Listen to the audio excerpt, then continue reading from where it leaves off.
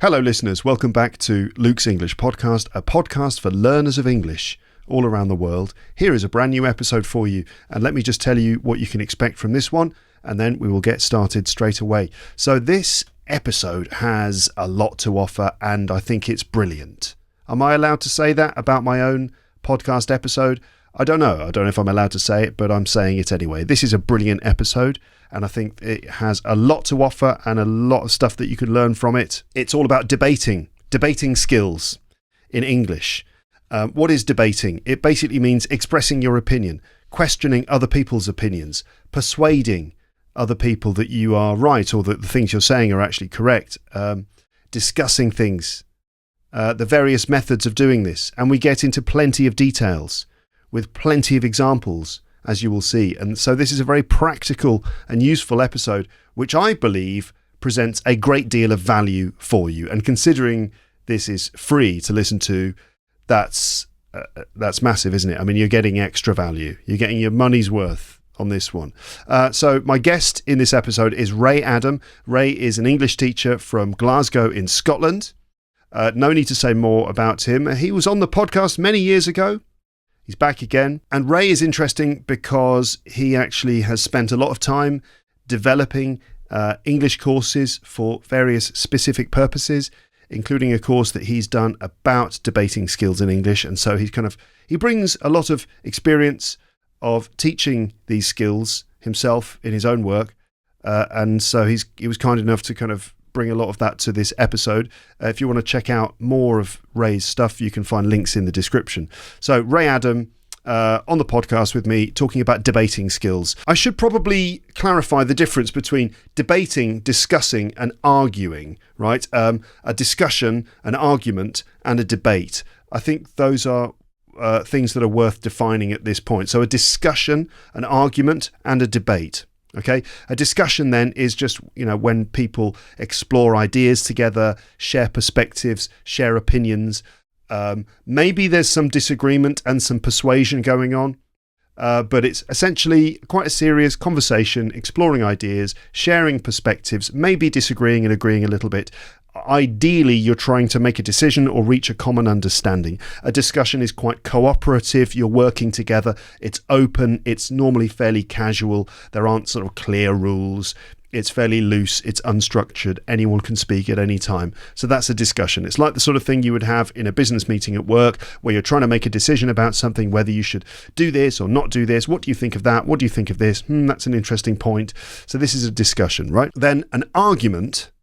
An argument, well, there's several meanings of an argument. One meaning of an argument, your argument, is the way that you have presented your ideas, the way you've structured some ideas, put them together in order to provide some sort of persuasive series of statements. So that's an argument. He presented his argument. That's a very good argument. That's an interesting argument. That's one meaning of it. The other meaning of an argument is a bit like a discussion. So it's a form of conversation, but normally between two people, but it's a lot more emotional. It's a strong disagreement between people, and it's normally emotional. It involves some frustration and some emotions, and it's possible to win or lose an argument. It might involve people getting upset, people even shouting, using strong language. It's usually quite personal. Arguments can happen in professional contexts, but usually there's drama. People feel hurt afterwards, hurt feelings. A synonym of an argument is a row. Typically, you think of domestic arguments. That's where a husband and wife, for example, or a boyfriend and girlfriend or whatever, end up sort of shouting at each other or something. That is an argument. It can be kind of an intellectual discussion to an extent, or it can be a very emotionally charged conversation. It could be informal, for example, with your wife. It could be do we have formal arguments? I suppose so. You might have some strong disagreement at work, but certainly if there's a sense of charged emotion, that's probably an argument, and it's win or lose kind of situation. Normally they don't have like clear formalized rules. Normally they just happen spontaneously and fairly chaotically. So that's an argument. Okay. Obviously I've just used the word chaotic to explain the word argument, and the normal rules of English teaching state that you shouldn't use a word that is rarer and more complex to explain a word that's probably quite well known. But anyway, I think you get the idea, right? A discussion, then an argument is much more emotional, and then a debate is a lot more formalized. A debate has a purpose, which is to persuade either the audience who are observing the debate, or even a judge whose job it is to decide who wins and who loses. But there's an element of persuading other people who are observing the debate that your position generally is superior to your opponent's. And debates are normally quite formal. They're normally organised in maybe an academic situation. It might be a political situation. It could be a debate on television, even for entertainment purposes. So it's a lot more formalized. There might be rules, there might be structure. For example, you get to say what you think for 2 minutes, and then this person says what they think for 2 minutes, and then you get a chance to respond for a minute, and then you have a chance to respond for a minute, and then there's like a free form section, and then the audience decides who won. So that's a debate, right? They can be informal too. They can happen spontaneously, a bit like a discussion. But there is a sense that with a debate there is a form of academic discipline involved, respectful turn-taking, and the principles of debating, certainly in the West, were largely founded in ancient Greece. Okay, it's a sort of an intellectual pursuit. It's competitive, but it is civil. It's focused on logic and evidence usually. Very structured, often very formalized, in a debating club or in a debating event, fixed time limits, clear turns and things like that. But having said that, yes, debates can also end up being quite informal. And as you'll hear, Ray gives an example of a social situation where he was just like standing around chatting about something, and someone came in and challenged his opinion directly, and Ray didn't know how to respond. And since then, he's learned all the things he should have done, all the things he should have said in that social situation. So debating is a sort of formalized academic intellectual exercise, but a lot of the skills that we use in debates can be transferred to all sorts of other situations in which you will need to speak. And that includes discussions, arguments, any time when you had to give your opinion, negotiations, meetings, any sort of robust conversation in which you will express your opinion and respond to other people's opinions, and probably aim to try to persuade people that your opinion is right, while maintaining a certain level of control as well, so you don't get emotional. In a debate, getting emotional in the way that you might do in an argument, where you end up shouting or getting very heated, that's normally not a sign of success in a debate. So it's a sort of a more logical, intellectual pursuit. So obviously very key skills that you can learn from this episode, not just so that you can take part in debates and discussions more effectively, but also I think that learning to do this sort of thing can really help you with your confidence. Okay, and that's an important point to make, that maybe some of you out there, you feel like that's not for me, sort of having disagreements and expressing my opinion and trying to persuade people sounds a bit aggressive. It's not really for me. I think it's a vital thing to be able to do in English, is to be able to give opinions and respond to opinions, even to a certain extent, even if you are not incredibly aggressive and applying yourself to discussions like this. I think a certain level of ability to express opinions and disagree with people, I think, is a really important thing. There are cultural issues involved in that. Where I'm from, in the UK, also in France, in Europe, large parts of the Western world, it is totally normal in a social or work context to have an opinion and to express that opinion, and also to defend that opinion. I think that's a massive cultural thing. In some parts of the world, that's less common, that there's more of a consensus-driven approach to situations, whereas certainly in English, you would probably be expected to have an opinion and to defend it to a certain extent, like in meetings and things like that. So, all of these techniques and ideas can help you with all of that. So watch out for those techniques, and there are a few different things listed, certain specific debating techniques listed, but also look out for the specific language used in debates and discussions. How do we actually construct our sentences, not just in terms of the debating method, but also the specific wording of what we're saying? Those are things to look out for. There is a PDF transcript which you can find linked in the description that will help you if you want to review things. At the end of the episode, I will come back and talk a little bit, and I'll explain and highlight certain bits of vocabulary that I've noticed in this conversation that you will hear that I think are worth noting.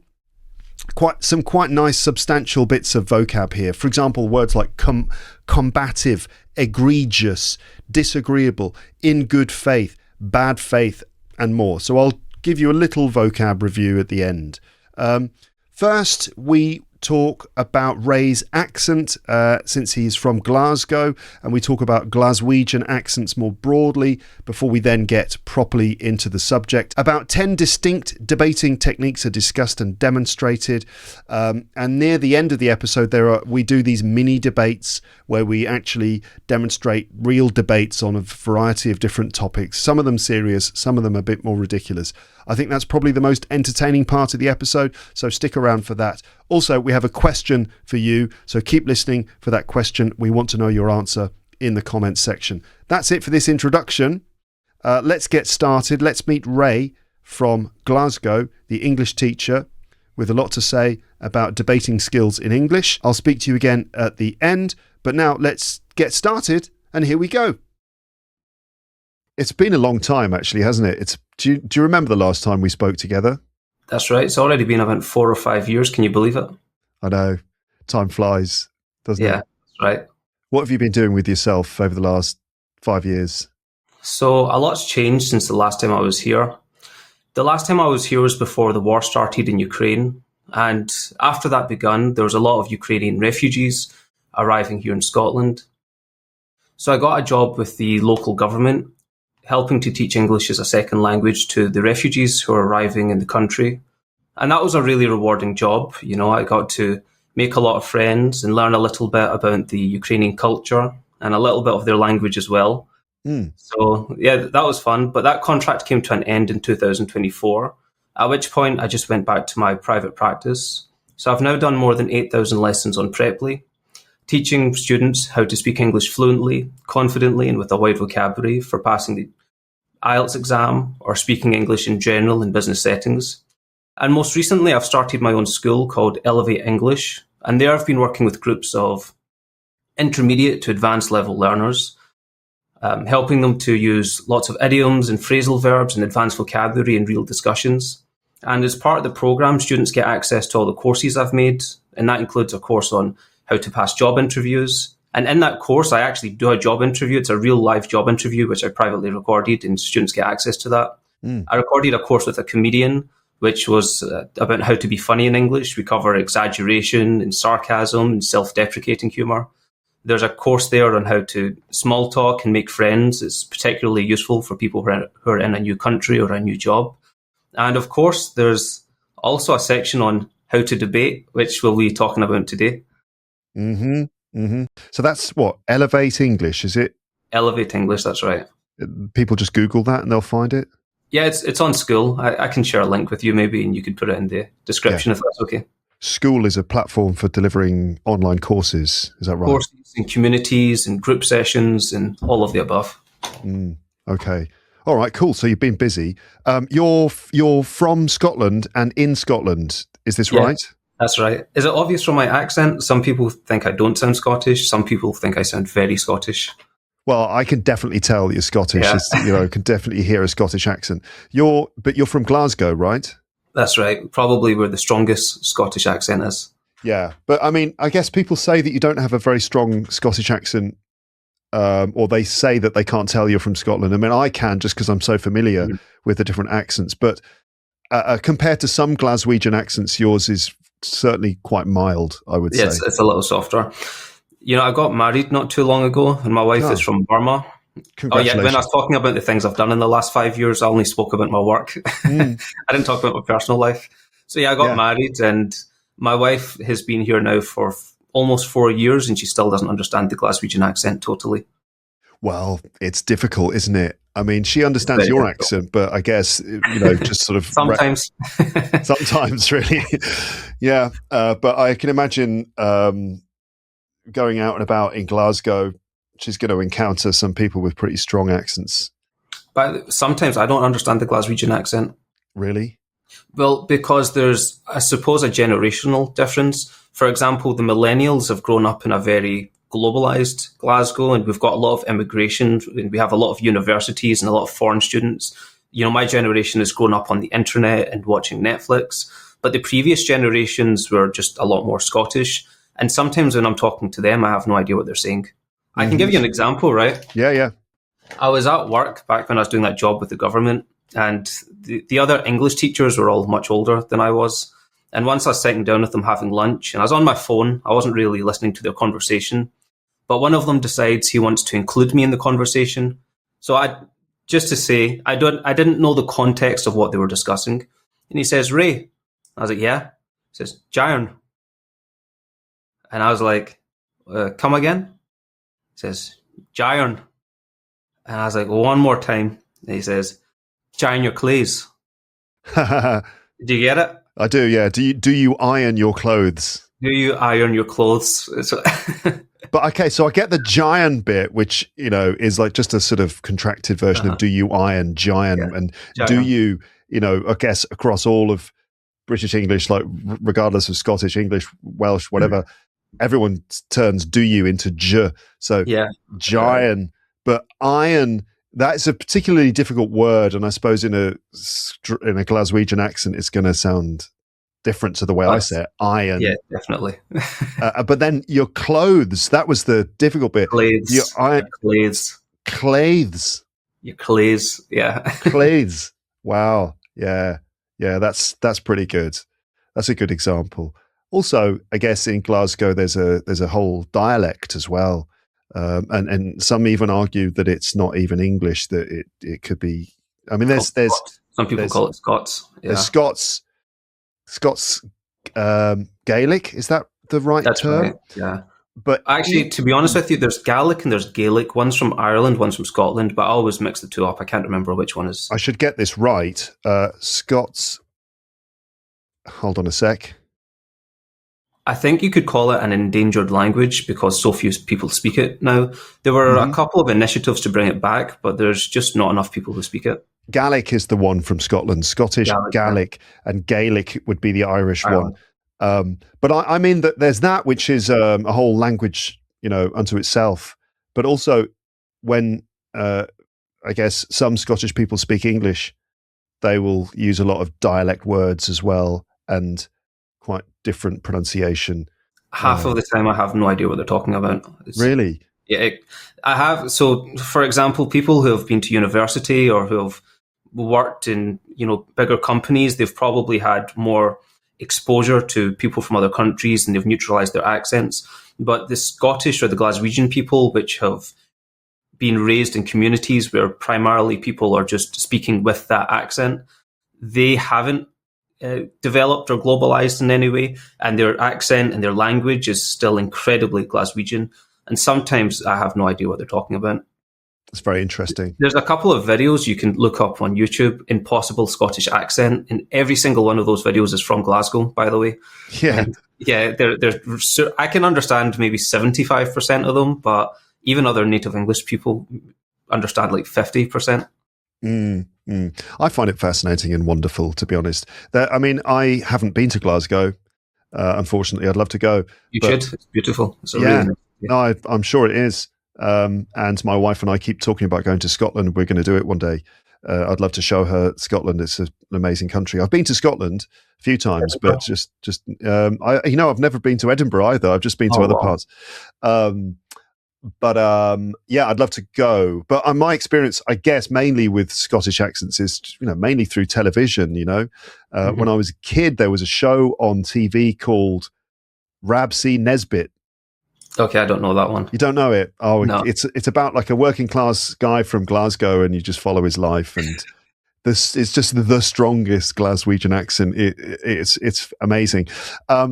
Anyway, we're getting sidetracked, which is quite normal on this podcast. But yes, you mentioned debating. That's one of the courses that you've created in your online school. But debating is the subject that we're going to talk about. So why have we chosen to talk about debating in this episode?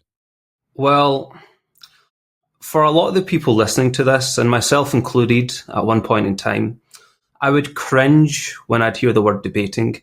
I thought that debating was synonymous with arguing, and I thought it was only for university clubs, for highly disagreeable people, or for politicians. But for a normal person who wants to live a peaceful life and go to work and earn your salary and see your friends and go home, I thought I could live through my whole life without ever needing to debate. But now I've completely changed my opinion. And the fact is, if you are someone who has opinions, you're probably going to need to debate them at some time. Like, your opinions could be related to social issues, environmentalism. They could be related to your diet, if you're vegan or vegetarian.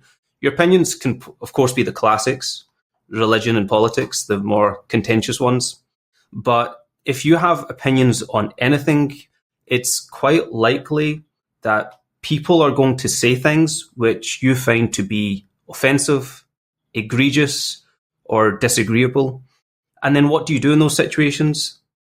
Well, you can just be quiet and put your head down. And that's quite a sad thing to do, because a lot of students and a lot of people I've known are in the situation that they're a professional, they've got lots of experience, but then someone says something which they totally disagree with. And because, one, maybe English is their second language, or two, they're not feeling too confident, or three, they're not really used to how to conduct themselves in a debate, they end up saying nothing and putting their head down. And if you can just hear things that you disagree with and put your head down and not respond to it, then you probably don't need these techniques. But if it bothers you, if you want to know how to strategically respond to points which are disagreeable for you, if you want to know how to put your own arguments forward in a convincing way, then these can be really useful tips. And also, a lot of the listeners here, they're probably perhaps from Europe or Asia or Middle East or Africa, and perhaps they're now living in an English-speaking country, or perhaps they're now working in a company where they use English. And not only has the language changed, but the culture has changed, the beliefs have changed, what's right and what's wrong has changed. And you're going to be in situations where people will say things which you completely disagree with. Yeah. So by learning these techniques, this is basically the jab, cross, hook, and uppercut of debating. For anyone who doesn't know, those are your four basic punches, right? This is how you're going to defend your ideas. And see, if you know how to debate, you actually never need to argue. Because see, if you're getting into these discussions and it's becoming emotional and people are shouting or people are getting upset, then it's not a good job of debating. But if you're a good debater, you'll be able to dismantle your opponent's arguments and put your own arguments forward in a productive way. So yeah, it's been something which has been transformative and beneficial for me. And it's been something that my students enjoy practicing as well. So hopefully your audience will enjoy it also. I would just like to add 3 points. So one is that the fact that, what you said is very well put, that a lot of people in different cultures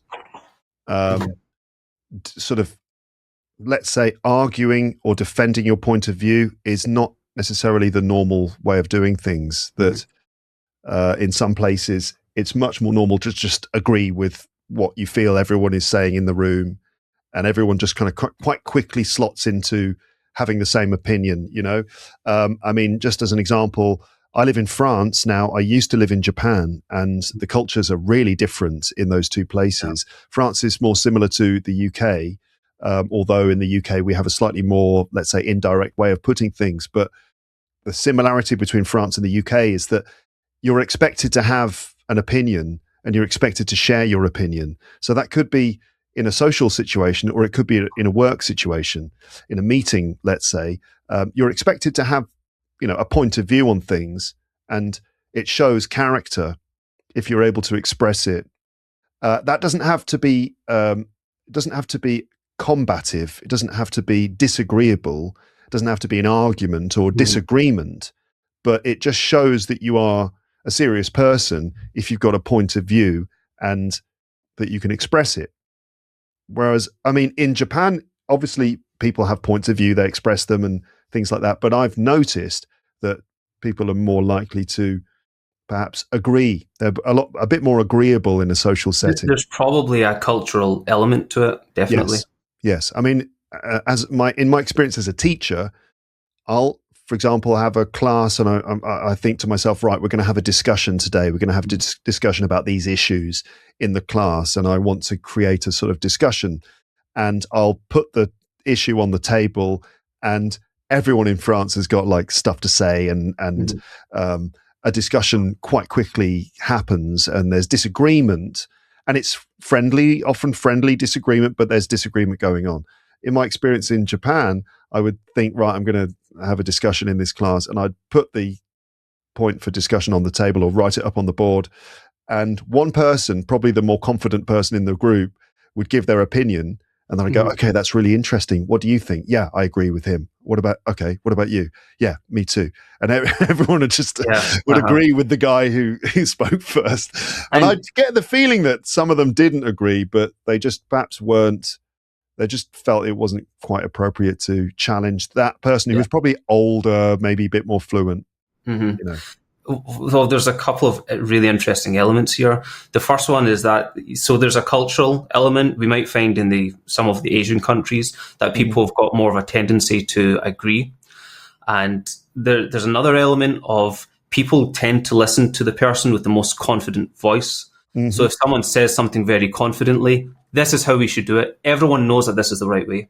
Even if you disagree, you don't want to be someone outside of the everyone knows, because and then people just follow and they agree with it anyway, and people are too scared to challenge it. So yeah, I think it's really important to learn some of these skills. But see, for those students who are from these cultures where they're a little bit more reserved or conservative, or they're more agreeable, for them to come into these cultures where, for example, I think here in the UK, the dynamics of we just listen to the person who's older or more experienced, it's not the same. Like here in the UK, I've seen cases where much younger people will argue and put their point forward. So people who are coming from these cultures are now working in like English companies or British companies or whatever it may be. It can be a total culture shock for them. Yeah, absolutely. Another thing I wanted to say, so my two other points, my second point is that debates are not always serious. Sometimes they can be quite friendly. So I was going to raise this a little bit later, but in my experience, I haven't really done many formal debates, like academic contexts, like debating societies or things like that. But I have done quite a lot of debating in my life, mainly with my close friends and family. And I'll just be with my friends in the pub or wherever, and we just start talking about something, and there'll be a point of disagreement. And then I start arguing with my friends, with my brother or something. Yeah. And I'm definitely using a lot of debating techniques in my argument, but it's all in good faith. It's all good-natured disagreement. So sometimes debating is a friendly thing and something you do with your friends and your close family and stuff like that. And my third point is that, yes, learning how to debate and practicing it and practicing arguing and responding to other people's arguments and disagreeing is good for confidence. Definitely. Yeah. I think also, sorry, go ahead. I was going to say, I think I get the impression that that's something that you've picked up, is that, where previously you weren't someone who disagreed that much, these days, as you've become more and more confident, you've discovered that you can actually express your opinion, disagree, and back up your arguments and so on. And it kind of is quite empowering. Yeah, I mean, the only thing I can create a link between that maybe some people have experienced is with boxing. Because see, if you've never done some sparring before, you might think that you're made of glass and you're really scared to get hit. But then you go to a boxing club and you put on the pads, and then you give a punch and you take a punch and you're like, oh, I didn't break it. And then you actually get enjoyment out of it. And then you get to a point where you just want to fight with everyone. There's something similar with debating, because at first you might be scared and you might be thinking, oh, it's going to turn into an argument. Everyone's going to look at me. It's going to be very awkward. But then you learn some of these techniques and you try applying it, and then you win debates and you're like, oh, wow. and then you just want to debate with everyone. Yeah. Yes. So what are your personal experiences with debating? Are you an experienced debater? Have you done formal debates? Are you a combative person these days? Not at all. Not at all. No. I'm actually naturally very introverted and quite shy. Like, if you told me 10 years ago I'd be on podcasts teaching people how to debate, it's doesn't seem like something that would ever have happened. But I'll tell you a story about a debate which has stuck with me. So before I was a teacher, I worked in retail and customer services, and I had this one colleague, and whenever he and I were on a shift together, a shift that was 8 hours long, it would feel like it was barely 30 minutes. And we would have not debates, not arguments, but discussions. We would talk about anything. We would talk about life, about things in the news, about laws, about things that we read. It could be anything. But on this one occasion, we're talking about, does God exist? Now, I'm a Muslim, so yeah, I was on the affirmative, and he was more agnostic. Now, it was a kind of conversation where I would say something, then there'd be a pause, there'd be some thinking, then he would say something, and there'd be a pause, and then there'd be some thinking. No one was trying to win. We were just having a discussion. And this is a conversational topic that I quite enjoy. Now, I felt like I had some amount of knowledge to contribute to that discussion, and it felt like a very edifying, profound, and enjoyable discussion. Now, as this was going on, a colleague overhears us, and he decides to interject. He walks up from behind me, so I didn't see him coming, and he said something like, "Believing in God? Pff, so stupid. How can anyone believe in God? It's 2016. I think it was like 2016 back then, right? It's 2016. How can anyone believe in God in 2016? I think it's so stupid. It's for people who don't understand things." Now, I turn away from the person I'm talking to, and I look at this colleague who's interrupted our conversation, and I was like, I was trying to generate a response, but I just couldn't get something fast enough. And then he said a few more comments. He said, "Oh, I think we should just not be silly, and we should just, believe in things that we can see, and that's it." And then he walked away. And now other colleagues saw this happen. So what it looked like was I was having a discussion about something that I was knowledgeable on. He came in, he beat me in a debate. I had nothing to say, and he walked out. So it looked like he just completely destroyed me. Mm-hmm. But here's a third conditional for any of the listeners, right? If he had come in peacefully, if he had said something like, "Guys, this is a really interesting conversation, but I just feel like it doesn't make sense to believe in God. What do you guys think?" See, if he had spoken to me like that, it would have been much easier for me to think of a response. It would have been much easier for me to have a conversation, but that's not how debates start. You'll be in a discussion, or you'll be in a meeting, or you'll be with your friends a lot of the time, and then someone will suddenly say something that you find to be highly disagreeable. And see if you do not challenge it immediately, because you only have a couple of seconds to respond. And if you don't challenge it in that couple of seconds and create a dialogue, then the moment's gone, and they have basically won the conversation. So I guess a question I'd ask to the audience and to yourself, Luke, is, say you were in my position at that time, what would you have done? You've got a couple of seconds. They've come in, they've said your idea is stupid, and you've got a couple of seconds to respond before the conversation moves forward. What would you say? Well, it's very difficult to counter that argument in that situation. You're at work, there's a gap between, customers. It's just a quiet moment, and you've been having this conversation, and this person comes in a fairly, let's say, bad faith kind of way. Yeah. Where they quite rudely dismiss what you're saying. Now, it's quite hard to immediately construct some sort of perfect counter argument to that in that situation. You're right. So in my experience, when this sort of thing happens, I tend to just sort of go, okay, right? Sort of go, okay, all right, fair enough. So, because for me, I kind of think, well, what's important in this situation? Do I really need to win the argument in this moment, or do I at least need to show that I've understood what the person has said, but I'm not particularly bothered by it?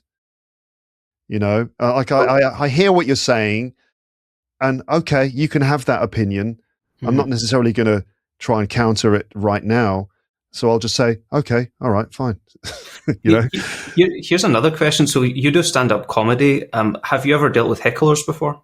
Yeah, but I rarely get aggressive hecklers for some reason. Okay. But yeah, when a heckler heckles you, so listeners, that's where, as a comedian, you're on stage trying to make everyone laugh, and one person decides to make a comment, to shout a comment from the audience.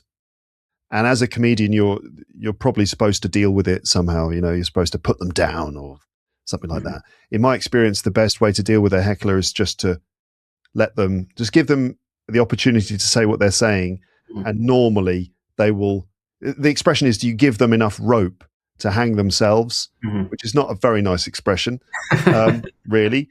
But, the idea is that you let them say what they've got to say, and often they will do the damage themselves, and ultimately, in a stand-up situation, you're standing up, everyone else is sitting down, you're the high-status person, you've got the microphone, and you just let them say what they've got to say, and normally they will destroy themselves in the process, because they're interrupting the show and stuff.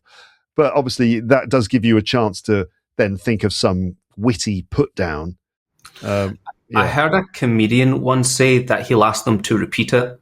And the benefit of asking them to repeat it is that it gives you some time to think of a response. And because, for example, see when people are talking, and this is one of the things I coach some of my students on, especially ones who need to do public speaking or presentations, they'll regularly use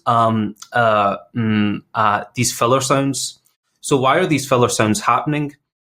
The reason, it's like when you have a computer and you open up too many tabs, and then you get that little spinning icon before it loads the page. That's basically your computer saying, give me a second. Okay, here you go. So whenever you say, and then you respond, it's really just that your brain was processing the next thing to say. It's not like, for English learners, quite often it's a little bit more regular because there's more processing power involved in speaking English because it's their second language. But even for natives, when they're under high pressure situations, like in an interview or on a podcast with English with Luke, the umming and the ahhing might come out a little bit more. But one thing, there's different ways to hide it. One of the techniques is just to take a pause, or one of the techniques is to use repetition, or one of the techniques is to start speaking a little bit slower, and then you can hide these gaps to give yourself more thinking time. But all you actually really needed was more time to think.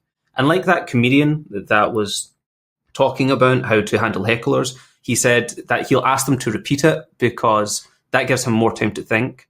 So in the debates, right, that guy who came in, I'm not going to say to him, sorry, I didn't hear you, can you say that again? Because everyone heard him, it was very clear. But the point I'm trying to make is I need to buy myself more time so I can think of a response. Because you mentioned it very well. See the perfect counter argument, the perfect rebuttal. You might have it, but it takes time to process it from a thought to language to then expressing it. And when you only have 1 second to respond, it's really difficult to do that. And under the pressure of the situation, it might come out like, but, right? So this is where this first technique comes. So this first technique is called Socratic questioning. So Socratic is the adjective of the Greek philosopher from the 5th century BCE, Socrates. Now, Socrates used this technique not for debating. He actually used it as an intellectual exercise. Whenever like his colleagues, theologians, academics, and philosophers would present ideas, he would question them a lot to find weak points in their arguments. He wanted to find weak points because that would challenge them to strengthen their ideas and to produce something which is better and stronger. Now, there was book I was reading recently. It's called The Diary of a CEO by Steve Barnett. Mm-hmm. And in the 4th chapter, he's talking about beliefs. And he asked a sample of people, to what percentage do you understand the working of your toilet? And many people said, I understand how my toilet works 100%. 90%, 100%, I know how it works. Anyone who said that they understood it 90 or 100%, he gave them a piece of paper and a pen. He said, I want you to explain exactly how your toilet works. He then came to them several minutes later and he said, okay, do you still maintain that you understand how the toilet works 100%? And he said, without exception, every single person said, actually, I probably only understand it 10% or 20%. Mm-hmm. So people have very strong beliefs.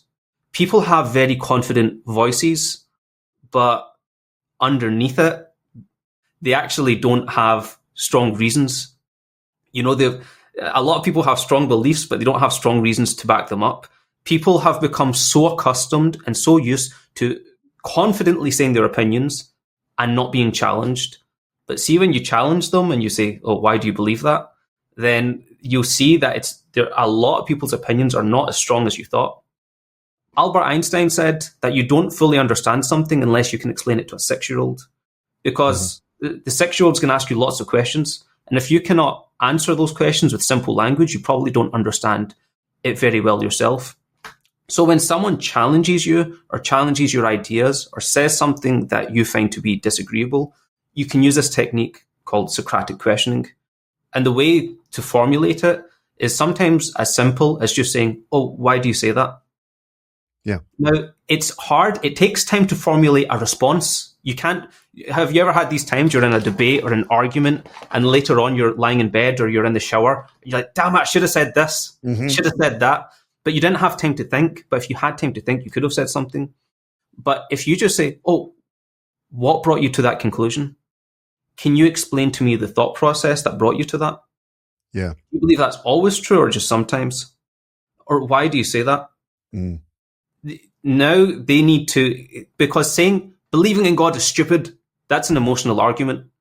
But when you ask them, oh, can you explain that? Can you explain why you think that? Now they need to give you some logic, and it's very quick and easy to just ask why. You don't need to think too much. Mm-hmm. 2, when they present their argument, there's usually a lot of weaknesses in it. And then 3, in the following techniques we can talk about, how to dismantle and break down their arguments. So you go, oh, that's interesting. Why do you say that? What makes you say that? Why do you think that?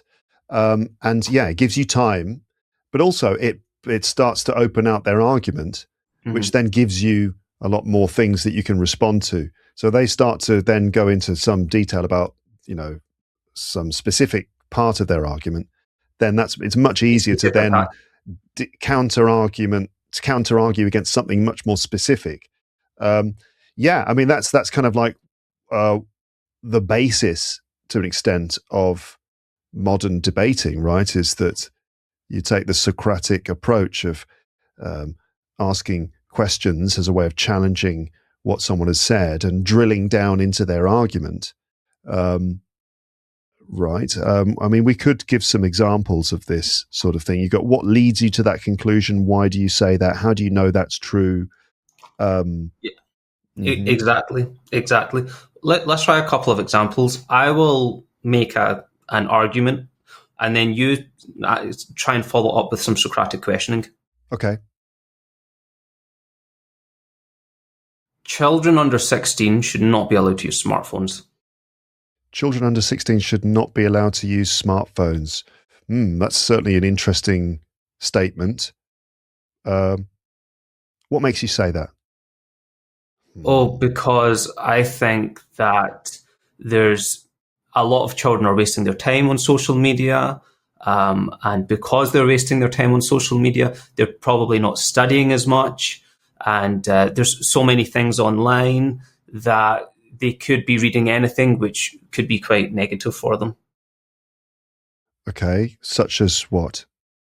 Good, right? You're in a good place, right? Now you're getting me to keep speaking. So see there, I gave a couple of things. Like, what did I say again? I mentioned that they could be exposed to bad things. I mentioned that they could be wasting their time. Like, see, if you wanted, you could then go on to other debating techniques, which we'll talk about shortly, to attack those ideas, to say, oh, so you think that students are only wasting their time and there's nothing beneficial on it? What about this? What about this? But see, if you're not ready with an argument yet, if you still need more time to process it, you can keep asking questions. And you'll notice that the emotional argument's very strong, but then the reasons behind it get weaker and weaker as you go. And see, emotional arguments, they're very difficult to deal with because someone's emotions are technically never wrong, because I feel that way and I'm correct that that's how I feel. But the reasons why I feel that way can quite often be wrong. It's kind of like if I said, destroy this building, it's huge, it's massive. It's almost impossible. If you start at the top of the building and you start working your way down, destroying it, it'll take you the rest of your life. But if you go inside the building and you find something foundational that the whole building is resting on, if you find the reason why they believe this thing, it's a lot easier to deal with that. Yeah, and also by taking that approach, you do take your own emotions out of the equation. And I think that having an emotional argument, although many arguments are driven by emotion, being emotional in an argument isn't necessarily helpful. It turns into a shouting contest and it gets emotional and it just becomes terrible and it doesn't look professional. It doesn't look like you handled the argument well at all. Yes, definitely. Yeah. So if you look at like televised debates, and there's so many fascinating debates that you can see on YouTube on a variety of different subjects. They're so entertaining and interesting. You kind of wonder, how is this debate being won or lost? And one of the ways that people lose debates in front of the audience, in the eyes of the audience, and it's a lot of it's about the feeling in the room. You start to get a sense of just the room collectively knows when someone is winning or losing a debate. A lot of that's about losing control, becoming emotional, 100%. Shouting, and basically showing emotion. It's the person who stays in control and doesn't get easily sort of, what's the word for it? Doesn't start to flap or get emotional or upset. That's normally the person who's in a stronger position. Yeah. Also, some of these subjects, for example, believing in God or religion, these are quite emotional subjects for many people. And you might be feeling emotional on the inside, but where most people go wrong is they let the outside of their body represent their inside feelings, which you cannot do, because you need to separate how you're feeling and how you're acting. So when I talk to some students who say they want to be more confident, well, first you need to learn how to act confidently. Like if you sit at a coffee shop at the window and you watch the people walk past, you can look at people and say, he's confident, he's feeling sad today, he's angry, he's got a lot on his mind. Because a lot of people, the way that they're feeling inside their body, it dictates what they do with their body. And although you cannot control your feelings, you can control what you do with your body. So we need to learn what calmness and confidence looks like on the outside, with the chin up and the chest out and the shoulders back and, the breathing being slow and controlled. And regardless of how you're feeling, you need to because you'll notice when you get emotional, you start acting in some way, but you need to become aware of that and then come back to this position of acting confidently, regardless of how you're feeling. The more that your feelings are dictating the way that you're acting, the more that you're being controlled by them instead of them controlling you. And this is so important, not only for debating, but for example, if you're going to a job interview or if I'm appearing on your podcast, there's definitely anxiety prior to coming on or going on the interview or public speaking or giving the presentation.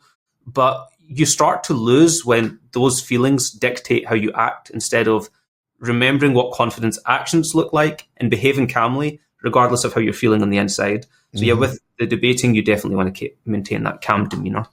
I also think that there's something to be said for maintaining a certain attitude of good faith as well in a discussion, argument, debate, whatever you want to call it, where if we go back to the example you gave of the person interrupting you and challenging what you were saying in a direct and rude way, you gave an example of another way they could have done it, which is much more respectful. And having that respectful approach, I think it can be a lot more effective because it just keeps things sweet. It's in a way you're kind of saying, look, I'm just challenging your ideas. I'm not necessarily challenging you personally. And if you conduct yourself in a respectful manner with good faith, where you're not actually trying to humiliate someone or just trying to destroy someone, but you're just having a good faith argument with 100%. Their ideas, then I think that reflects much, much better on you. Well, as I mentioned earlier, that these techniques, they're kind of like the jab, cross, hook, and uppercut of debating. Mm-hmm. And you can use jab, cross, hook, and uppercut to defend yourself. You can use it to spar with your friends and to grow stronger. Or you can use it to be a tyrant and to just attack people. And with these techniques, some people are going to be tyrants. It's like, is the knife good or is it bad? Well, it depends if you're cutting the crust off your bread, or it depends if you're robbing people. So with these techniques, people use it in different ways. And Socratic questioning is fairly innocuous, but certainly some of the techniques as we progress forward are going to be a lot more brutal and ruthless, shall we say. For example, what are some of the other techniques that we could talk about? Well, we'll keep the kind of more negative ones, I think, closer to the end, and we'll cover them. We'll cover, like, for example, where we go after the Socratic questioning. But before I get to that, there's something important that I actually forgot. Mm-hmm. I was talking to a student recently, and she was in a situation where she was at work, and one of her colleagues said something she found to be completely disagreeable, and everyone else agreed with it. But she felt, one, because, there was more of them, and it was only her. Two, they were mostly guys and she was a female, so she felt a little bit shy around them. Three, they had really confident voices. And four, she was really passionate about the subject, but she didn't say anything back because she was feeling so nervous. Now, in your life, you've probably, as an English teacher, students have come to you and said something like, I need to learn more vocabulary so I can be confident. I'm not confident. I'm so shy. I need to learn more vocabulary. Mm-hmm. Or I'm really shy. I need to learn more phrasal verbs.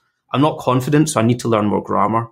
And what's happened in these situations is the student has correctly identified the problem, but they're prescribing the wrong solution to fix the problem. Because you can learn vocabulary until the cows come home, but that doesn't mean it's going to make you more confident. Mm-hmm. And for any of the learners, until the cows come home means you can do it forever, but it's not going to make you more confident. So it's the same with debating. Like that student, she said to me something like she wants to learn more about the topic so she can feel confident to debate it. Now, debating is not about being right or wrong. Sometimes the person who is wrong can win the debate. It's not about how much you know. And I'm not saying that it's not helpful. I'm not saying like don't learn vocabulary, don't learn grammar. I'm not saying don't learn phrasal verbs. And I'm certainly not saying don't learn the subjects that you want to debate. But what I'm saying is when you put all of your eggs in that basket, which is another idiom, which means when you think that's the most important thing, it's actually not correct. Learning techniques of how to defend your ideas can actually be sufficient for helping you win debates in many cases, as opposed to just learning about the subject or learning more vocabulary. Anyway, yeah, that's all I wanted to add. Mm-hmm. Yeah. Yeah, there's many ways of, confidence. If we talk about confidence, if just talking about your example, there's many aspects to it. It's not just about like putting all your eggs in one basket and just thinking it's all just about vocabulary or all about grammar. That's, the way you apply yourself and so on as well. All right, so let's have a look at some other debating techniques then. Okay, we've talked about Socratic questioning, which is basically sort of like exposing contradictions or gaps in logic just simply by asking someone to be more specific about what they're saying. But there are all sorts of other common ways that we conduct ourselves in debates. So the next one, I would say, it's called reductio ad absurdum, which is the Latin term for reduction to absurdity. Now, there's actually a couple of different techniques you can use here, but this is one of the ways that you can respond to their logic. Now, for example, we'll start with the God one, just because we started with that. Mm. The person says, believing in God is so stupid. I don't know why anyone thinks like this. Then I'll respond with Socratic questioning and say, why do you say that? and then he'll give me his logic. He might say something else emotional, but I'll keep prodding him with Socratic questioning until I can get something that I can attack. And I remember that he mentioned he only believes in things that he can see. Now, see that's his logic. He only believes in things that he can see. So using reduction to the absurd, I can then take that logic and I can apply it to other things and see if it still works. And see if it doesn't work, that shows that his logic is weak and it's not applicable. And if the reason why he believes this thing is weak, then his whole argument crumbles. So, for example, he says, I only believe in things that I can see. Can you think of a time that might not be true?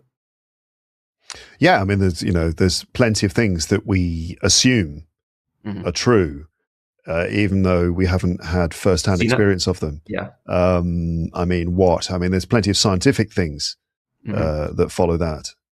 Yeah, well, I was thinking, have you seen your brain? Are you sure that you have one? Thankfully, no, I haven't. Yeah. Well, I've seen scans of it. I've seen MRI scans of my brain, but I've never actually seen the thing itself. Yeah. But in his case, he said he only believes in things that he can see. But you have to say to him, have you ever seen your brain? He goes, well, no. And he's like, well, that's because you don't have one. Thank you. Good night. Bye. Checkmate. Mic drop. Walk out. He has been defeated. Owned. No, but more seriously, what were you saying? You were mentioning. So, have you ever seen your brain as an example? So that's an example. I took his logic and I've applied it to something else that shows his logic doesn't work. Now, what's not going to happen is he is not going to say, I have been defeated, you're the winner. What will normally happen at this point is they'll start backtracking, or they'll start trying to think of new reasons, or they'll change the parameters of their argument. But all of this is him retreating, and retreating is seen as weakness in the debate. And a lot of the arguments that he might present after that will in many cases not be as strong, and you can keep recycling these same techniques until, hopefully they forfeit the debate. But if you get, especially in social situations, if you get a good checkmate, if you get a good line on him, then that actually, because when people think back to the conversation, they don't think back to they don't have the transcript, but they do think back to these gotcha moments, So it's a good way of immediately, attacking his credibility with a response. So it's like, oh, you guys are talking about, it's so stupid. Like, people who believe in God, I can't believe people still believe in God. It's so stupid. Like, personally, I believe in things I can see. After you said, oh, what makes you say, well, I believe in things I can see. And then you say, oh, well, interesting. Have you ever seen your brain? And then, but what's a good way to respond to that? How should he respond to that? Oh, that's a good question. Well, he's actually, to a degree, shot himself in the foot. And that's an idiom for any of the learners, which means he's made a mistake. He's made an emotional argument without an immediate plan to back it up, without expecting to be challenged. And then he was challenged. And the best thing he was able to produce was, a very feeble logic for it, which was then attacked. So at this point, he would need to redefine his parameters, or make a new logic, or he could go on the offensive and then need to attack me in some way. I reckon one thing he could do is he could show that he's identified exactly what you're doing, which is you're using this, what's it called? Reducto ad absurdum. Reduction to the absurd. Yeah. So in a way, he challenges what you're saying by kind of saying, "Oh, I see what you're doing. You're trying to, you'd have to challenge what you're doing with that is you're reducing his logic to a conclusion which is absurd. It's like, okay, you only believe in things you can see. Have you ever seen this? You haven't. So why do you believe in that?" And you could challenge the logical steps that the person is taking. So it could be something like, well, okay, sure, I have never seen my brain, but I have it on good evidence that the brain exists, and... Well, then I can progress my argument and say, well, on good evidence, I can make a case for believing in God. The way that you believe in things without seeing them, I can believe in things also. And then you can start to have a discussion about it, about who's got the better reasons and who can win the debate. Yeah, it's a really good way of progressing, moving the debate forwards into something a much more tangible, much more solid ground for discussion and argument. One problem with that approach is that you do have to be careful of where you are dragging their argument. So it can become a straw man argument, which is, I think, one of the techniques that's often sort of used or misused in debating, which is where you kind of take someone's argument to a certain conclusion, which is not actually the argument that they're making, and you build a straw man, and then you destroy that straw man, and it looks like you're winning the argument, but actually you're debating against a different point that they're not making. It always depends on where you are, right? Because you're going to meet people in your life who are bullies and they're combative, and sometimes you just want to teach them a lesson, but that's not the status quo with debating. I don't know how people are going to use these techniques when they apply them in their lives and they get into real situations. But for example, in my life, I've met a fair number of bullies, and sometimes in these cases, you do want to just teach them a lesson publicly in a debate. But yeah, this is definitely not it's not ethical debating, making straw mans and ad hominems and techniques we can talk about. Ad hominems, that's another one. So a straw man is a sort of a weakness. You can point out that someone is making a straw man argument where you say to them, well, that's not actually the point I'm making. You're now arguing with something I'm not saying. That's not what I'm saying. That's where you point out a straw man argument. The ad hominem is also a sort of bad faith form of arguing, and if it's called out, it can count against you. So what is an ad hominem attack? Well, an ad hominem is attacking the person instead of attacking the argument. But if you like, should we do a couple more examples of reductio ad absurdum? Sure. It's up to you. We can move forward, but maybe... No, let's do it. Yeah, go for it. I'll hit you with a couple of arguments, and then just try your best to give me a reduction to the absurdity. Okay. All right.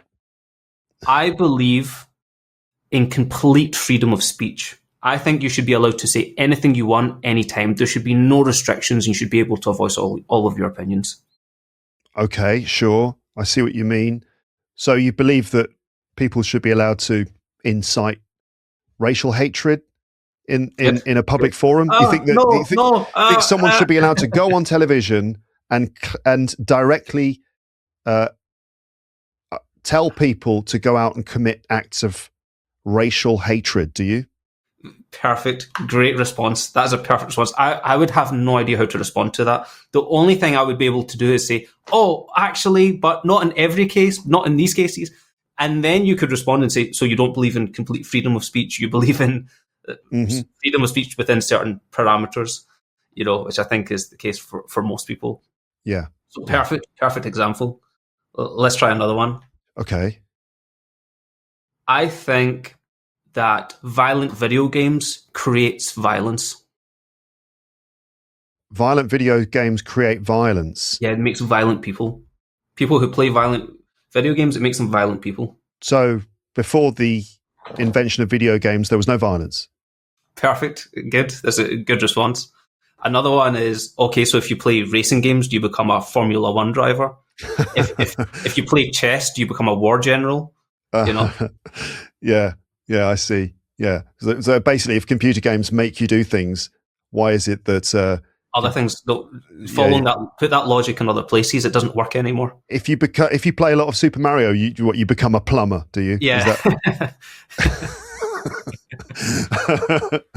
Yeah. All right. If you become a mushroom consumer, if you play Super Mario, you just eat mushrooms all the time. Is that it? You start shooting fireballs at the end of your hand.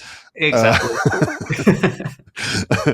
All right. And that's maybe a little, it's certainly absurd, that one, the mushroom one.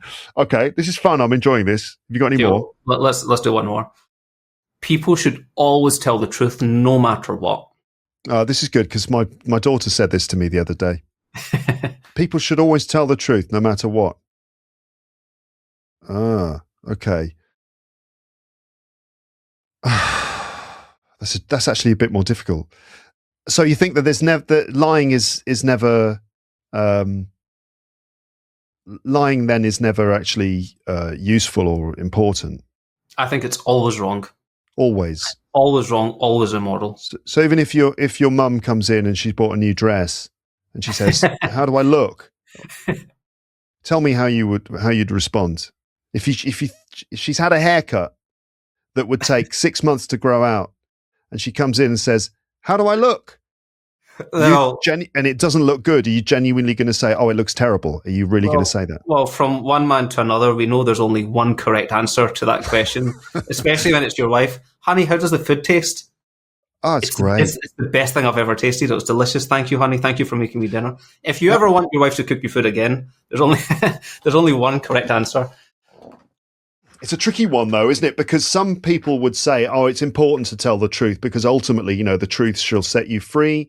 And the person's only going to learn if they are told the truth. If they serve you some food which is not good, they should know, oh, it's actually not good, and then they'll learn to cook better. Exactly. Well, there's in teaching, I don't know if you ever heard this one about the compliment sandwich. Start with a compliment, give a criticism, and then another compliment. So there's like the criticism is in between two compliments. For example, you mentioned mum coming in her dress with her funny haircut. Mum, you always look beautiful. You're the most beautiful person in my eyes. To be honest, although this haircut's nice, I actually think the previous one highlighted your features a lot better and it suit you. However, you look great whatever you do, and I love you no matter what. So then you've got the criticism in the middle of two compliments. And this is something like I try doing with students, and they maybe I shouldn't be telling this here because some of my students might be listening. They hand me a piece of writing. They're like, "Teacher, how is it?" And I'm like, "Well, you put in a great effort." You certainly put your pen on the paper. But the grammar, the syntax, the vocabulary, the spelling is awful. But I really appreciate that you tried your best. Yeah, or maybe not even using awful, Yeah, like there's degrees of this. Like the whole argument, like people should always tell the truth all the time. It's like, well, actually, what does that actually mean? What does telling the truth really mean? Because if someone does a piece of writing for you and it's not good enough, let's say for IELTS 6.5, you might not say this is awful. You might say, oh, well, this is not quite good enough. Yeah. I mean, but that's not a debate. But let's say you're in a debate, right? Yeah. And someone says that you should tell the truth all the time, no matter what. Well, a response that comes to my mind is, have you ever heard of that? I think it's like one of these questions that they ask in religious and moral education in schools here. They give the example of the Holocaust, and you have some Jews hiding in your basement, and then a Nazi officer opens the door and says, "Are there any Jews hiding in here?" Yeah. I mean, if you tell the truth, then people are going to die. Yeah. And if you lie, then they get to live. So or your friend is hiding from a murderer or hiding from a psycho ex-girlfriend, and she says, "Where is he?" Like, are you going to say he's there? He's right there. Yeah, he's right there. Yes. No, that's good. Yeah, I hadn't thought of that. Sometimes lying is obviously the right thing to do. Yeah, you just need to be able to prove it. I was thinking more like, well, lying is always wrong. Well, define lying. I suppose that I don't know what approach or technique that is, but it's kind of like asking the person to, and maybe it's Socratic questioning. Yeah. What do you actually mean by lying? What, Perfect. Let me just understand what you mean by lying exactly, because I think that there are shades of grey here. So tell me what lying is. Great. That is Socratic questioning. Another thing you can do is ask them for evidence. Like there's a burden of evidence. So you can say, well, this thing is always stupid. This thing is always wrong. This politician is completely evil and is always terrible. Or, whatever their emotional argument is. You can Socratic question and say, oh, why do you say that? What's led you to that conclusion? Is that always true or sometimes true? But you can also ask them, oh, what's your source for that? Or what's your evidence? Yeah. And then if their evidence is, oh, it was this thing that I read. This thing I read where? Is it, oh, I don't know. Okay, so you believe in this thing, but you don't know where you read it from. Fair enough. Yeah. Burden of proof. Yeah, that's it. Burden of proof is a massive principle in this kind of thing, and in debating, but also in legal proceedings. but certainly it applies to debating. Like if someone makes a big claim, they also need to provide big evidence to back it up, right? Which is, what is it? The extraordinary claims require extraordinary evidence. And it's always worth remembering that someone comes at you and says the earth is flat, then it's very tempting to try to prove that the earth is round. But what perhaps you should be doing is trying to get them to explain why the earth is flat. Yeah, very good. Because it's an extraordinary claim, and they need to provide you with extraordinary evidence to back it up. By the way, I've spoken to flat earthers, and they come up with some really funny arguments, which are quite difficult. Like here's one. They said, like, look at your glass of water. Is it a straight line or is it curved? And they say, well, that's because of gravity, because the earth is flat. And I'm kind of like, I don't know how gravity works totally, but I'm sure that's not how it works. Right. So they're saying that because when you look at a glass of water, the line of the water is completely horizontal. Yeah. I mean, that's an argument that's not really based on good foundations, because they're arguing that line of water should be curved. Yeah. But, the fact is that the curvature of the earth is, I don't know how to describe it, but that curve is so slight that wherever you're standing, for the human eye, it will look completely flat. But, you need to be much further away and have, just looking at a few centimeters in a glass, the curvature is not going to be visible. Well, yeah. Also, this is what we call an evidence-based argument. That this is, you've used some type of science or some type of study or some type of, there was a study done at Harvard University which found that if the Earth was actually round, then we should see that represented in our glasses. And because the scientists who conducted it saw that the water's straight, that is indicative of a flat Earth. That's something I just totally made up. It's completely fake, but it sounds legitimate. So that's an evidence. Again, like, students can do with this what they will. I hope and I trust that they'll use these techniques responsibly and ethically and morally. But some of them might just say something and then they'll say, oh, this was found by Harvard. It was done in a recent research. And then people are quite, a little bit dumbfounded in those moments because like, oh, really? And they just trust you, even though it's complete BS.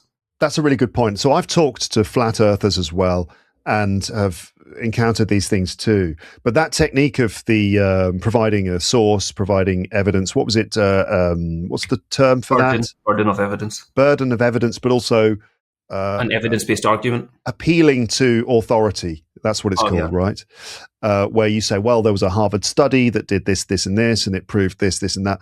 So that appealing to authority is obviously a very powerful technique, but obviously it's got to be done in good faith.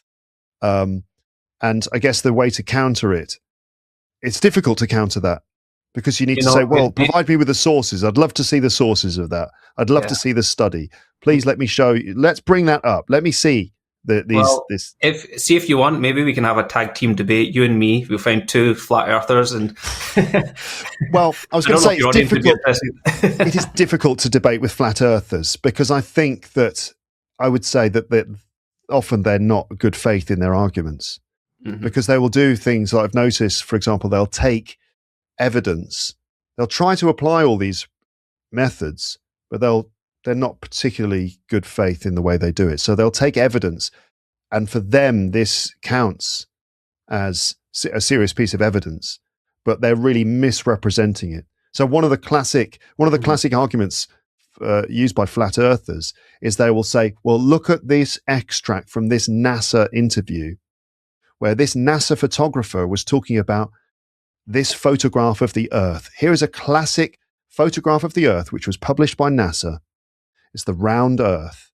And here is an extract from this interview where the photographer admits that this is a composite photograph, that this is a fake photograph, right? And that's true. The extract of the interview with the photographer, he clearly says, well, we composed this photograph using lots of other photos, and we made this picture of the Earth from space. And that is true. But the fact is that's still not an argument. It's still not a valid argument, because that doesn't prove their point, because all that proves is that NASA had to compose or make a picture of the Earth from space. But it's not because the Earth is flat. It's because it's incredibly difficult to get a good picture of the Earth. And you have to take lots of pictures of the Earth from space and then put those pictures together to create something that just looks good, you know? Mm-hmm. So, but they'll take that and present that evidence as being evidence for this, when in fact is evidence for that. So it's like faulty logic, I guess. But people do that all the time in debates. They'll take tidbits from here or from there, and then they'll apply that to their belief, but it doesn't actually add up properly. So, for example, questions I would then ask is, what year was this in? And who was it? Because, for example, in modernity, we now have satellite live images of Earth. But for me, there's two things which make it impossible for me to believe in the flat Earth, right? And I don't think a flat earther can respond to these arguments. The first one is, what is possibly the motive? Like, for example, we can talk about the assassination of JFK. We can talk about 9/11, and we can see that what happened next, there was a motivation for why these things occurred. The most contemporary example is Epstein, him, killing himself in that prison. Then the guard fell asleep and the camera stopped working. Then in that 5-minute window, whatever it was, he managed to conveniently kill himself. Now, it makes sense that he was killed because he had blackmail on the most powerful people on earth. Like, you can clearly see the motivation for that lie. You can, for example, in most of these good conspiracy theories, you can understand why they lied, because the person behind it got some huge incentive, a lot of money or oil or whatever. See, in the case of the flat earth, that would be such a ridiculously humongous lie. But for what benefit? What possible benefit is that? Like, where's the money? Who's the person that's benefiting from this huge conspiracy is the first question. And then the second question is, how many people would need to be a part of it? Every pilot of every airport would need to be in on this. NASA would need to be lying. Any compasses would be wrong. Google Maps would be wrong. There would be so many people would need to be a part of it that it would just be, it's just unfathomable. And for what incentive? For nothing. Like, what's benefit if the Earth is flat, or if it's spherical or whatever, if it's a square, like, who's benefiting from it being one way or the other? Like, follow the money. There's no benefit. So for me, it just doesn't make any sense. And speculation feeds directly into their arguments. And it's so obvious, it's so transparent, where they start to speculate and their speculations are then presented as actual arguments. And speculations could include things like, well, because there's all this extra land beyond the ice wall. There's all this extra land. Maybe we live on a huge plain, a huge flat surface, and our Earth is just one small pool of water in the middle of it. And the people are keeping the flat Earth, the round Earth myth alive because they access all this other lands that they don't want us to know about. But there's no evidence for that, and that's just pure speculation. Sure, but also, so again, it depends how you want to conduct the... Like, see, if you want to do it it depends on whether you want to have a respectful discussion or if you want to win. Because, see, if you want to win in a debate, part of it is making your own argument heard, or part of it is destroying the argument of the other person. And another technique you can use is just appealing to the consensus. For example, I live in Glasgow. Glasgow is fairly left-wing.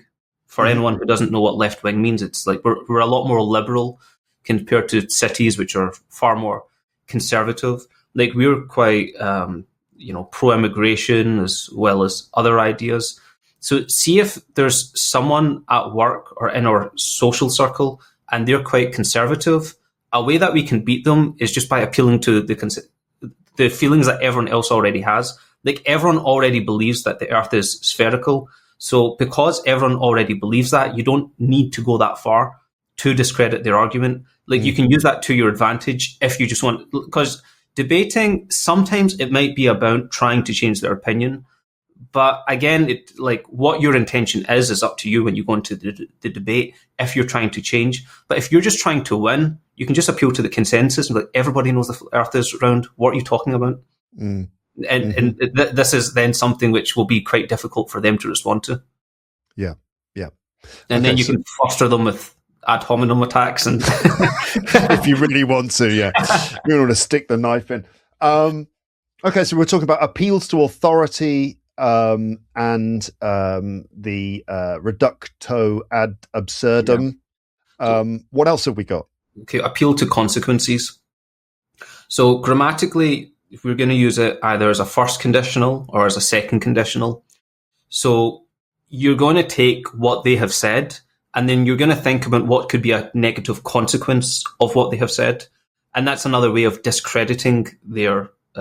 that then makes them need to defend themselves. And whenever you're on the defensive, it looks like you're retreating. So it's good. You want to be assuming you don't want, because see, with Socratic questioning, it's good to buy you some time to think of a response, but you cannot win a debate just by Socratic questioning,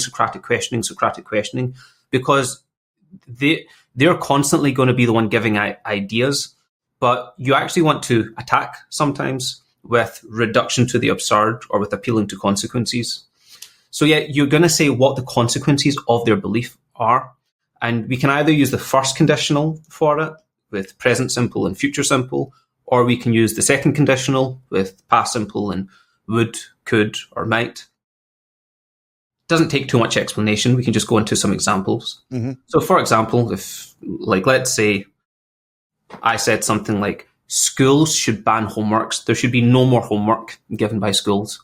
I would just point out this particular method is quite good for real situations about decisions, change, social policies and things, rather than, let's say, a philosophical argument about whether or not God exists or if the earth is flat or round. This is more like schools should do this, cars should be banned in city centres, like specific policy decisions that could be made. So this, when you talk about the specific consequences, that's quite a good way of dealing with that, like talking about real world consequences of if we do this, if we did this. Remind me again, what was the argument you just gave? So I think we should ban homework from schools. There should be no more homework. So then I have to say something like, well, if we ban homework or if we banned homework. Yeah. It's tempting for me to put that into a question. So like, I'd say something like, if we banned homework, don't you think that children would underperform at school? Don't you think that homework is a vital part of the studying program? It can be a question or it can be a statement. Both are totally fine. But see what you're doing by asking a question, that's more in good faith because you want them to respond and to think of something. So again, it depends on whether you want to have more of a dialogue, or it depends on whether you want to win the debate and you want to attack them and you want to make them feel on the spot. Right. So okay, that's ridiculous, because if we ban homework, then children will do less reading, less writing. Perfect. And obviously this is going to result in lower levels of education. Perfect. Now you're debating like a warrior, Now you're debating to win, Yeah. Not just to have a discussion. So again, it depends on what your intention is when you go into the debate. Mm-hmm. But that's perfect. What's the difference between saying if we ban homework and if we banned homework in tone? So in tone, that's a good question. If we ban, I think one's more direct than the other. Is all I'm saying. I'd say the first conditional is more direct than the second conditional, because second conditional is for hypotheticals. Yeah. So it's a little bit less direct. Yeah. Mm-hmm. Yeah, exactly. So if we banned homework, yes, it's just less direct because, as you say, it's hypothetical. So, but if we ban homework, it's much more direct. It's probably a bit more aggressive. Yeah. Let's try another one. Mm-hmm.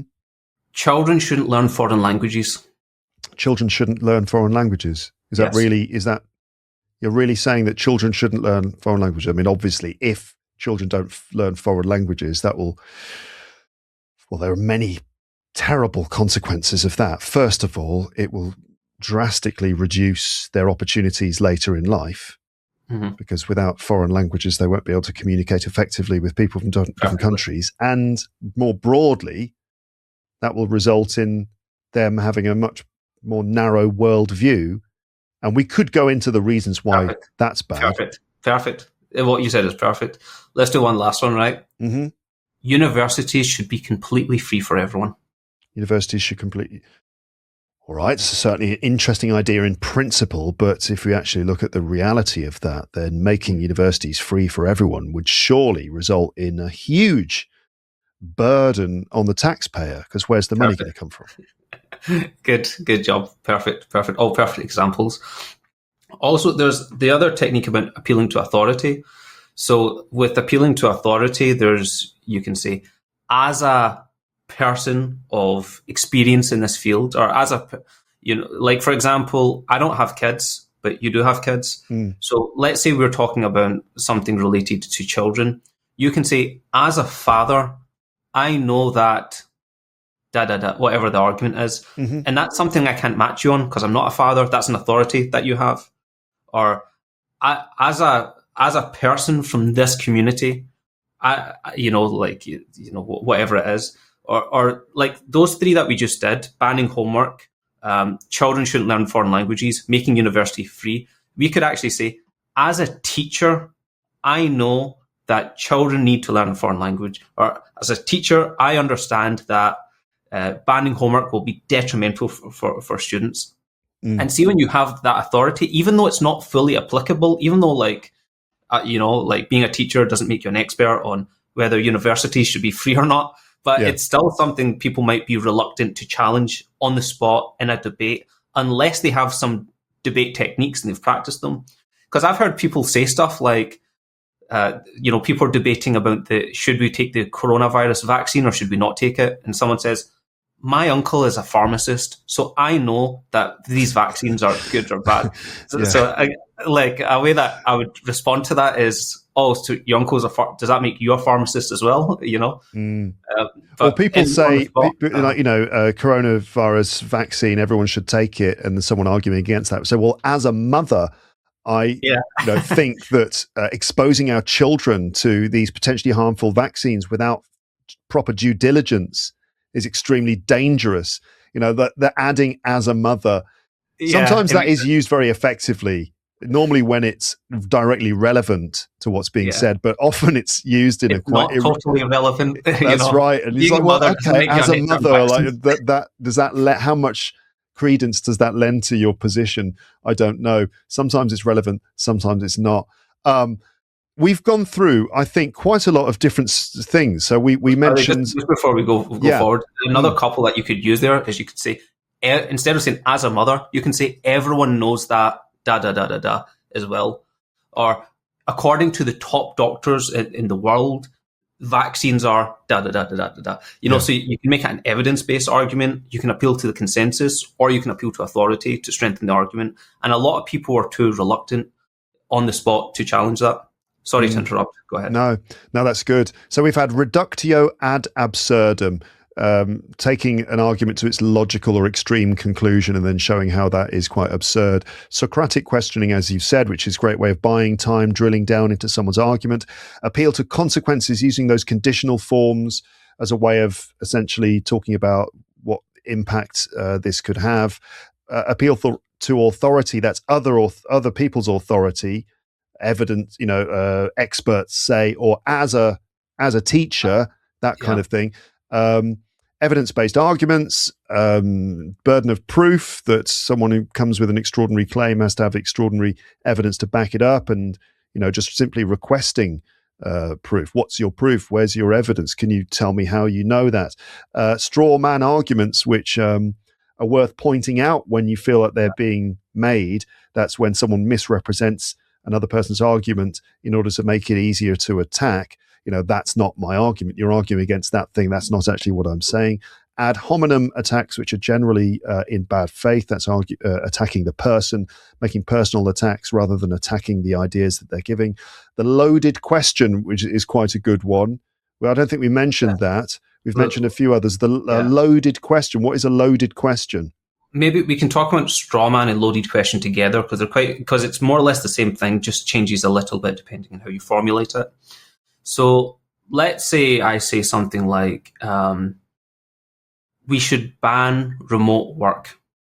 We should ban remote work. So my opinion is that remote work should no longer be used. So a way of the straw man is you don't attack their argument. The straw man is you make a fake version of their argument and you attack that. So you're not attacking their argument, you're attacking something that they haven't actually said. So, Okay. for example, I'll give an example of it, right? Yeah. Why are you against people having a comfortable working environment? So you want everyone to be chained to their desk and be miserable in a cubicle all day. So, or here's one, right? I heard someone, a debate online, they were debating about abortion. I know we said we'd stay away from the controversial ones, but I just think this is a good example. Well, we've had the existence of gods and, the flat earth, that's not that controversial, but okay, abortion, yeah, go on, why not? I was going to make a terrible joke, but maybe I'll text it to you later. I won't say it on the podcast. So abortion, right? Someone says, a guy says maybe I'm against abortion. Then someone could respond to that and say, so you want to decide what women do with their bodies? That would be a straw man, because they didn't actually say they want to control what women do with their bodies. They said that they're against abortion. And there could be other reasons why they're against abortion, but the straw man is to then say, you want to control what women do with their bodies. Or someone says, I want to ban, I think remote work is a bad idea. You want people to be, at their desk all day and miserable. Or, we should ban cars from city centres.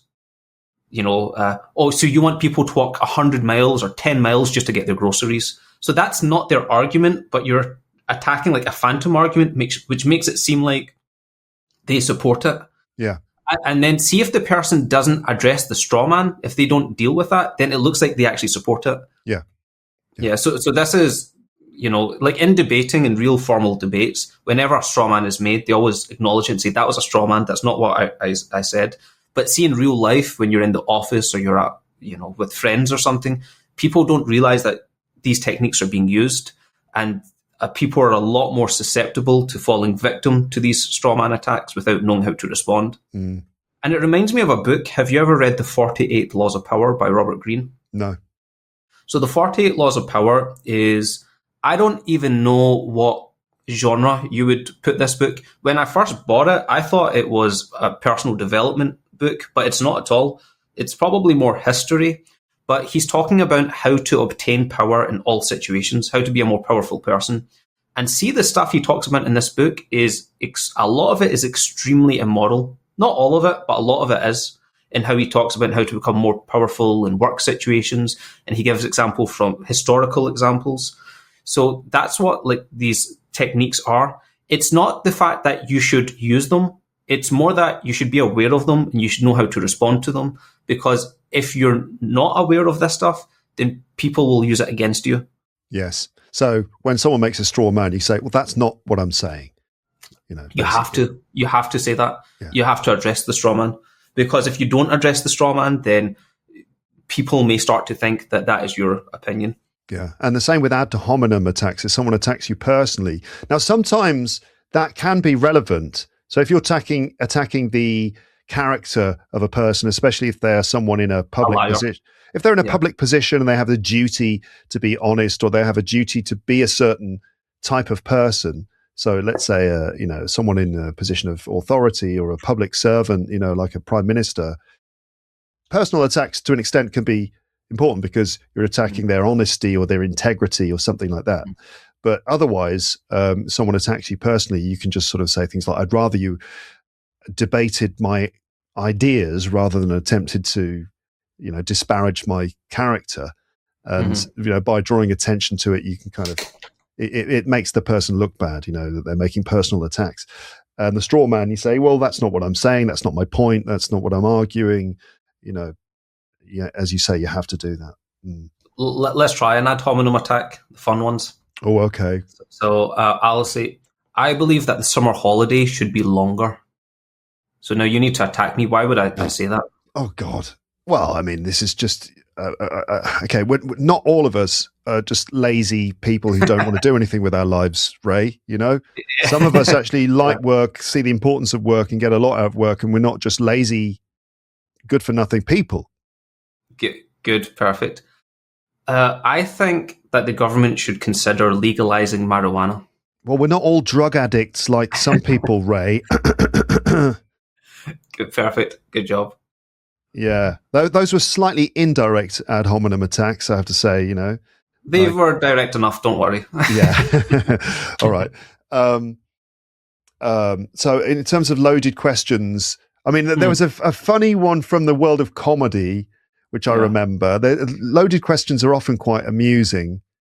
So a loaded question, listeners, is where you ask someone a question, but in the question you also include a value judgment or a statement about the person. It's embedded within the question, or about their argument.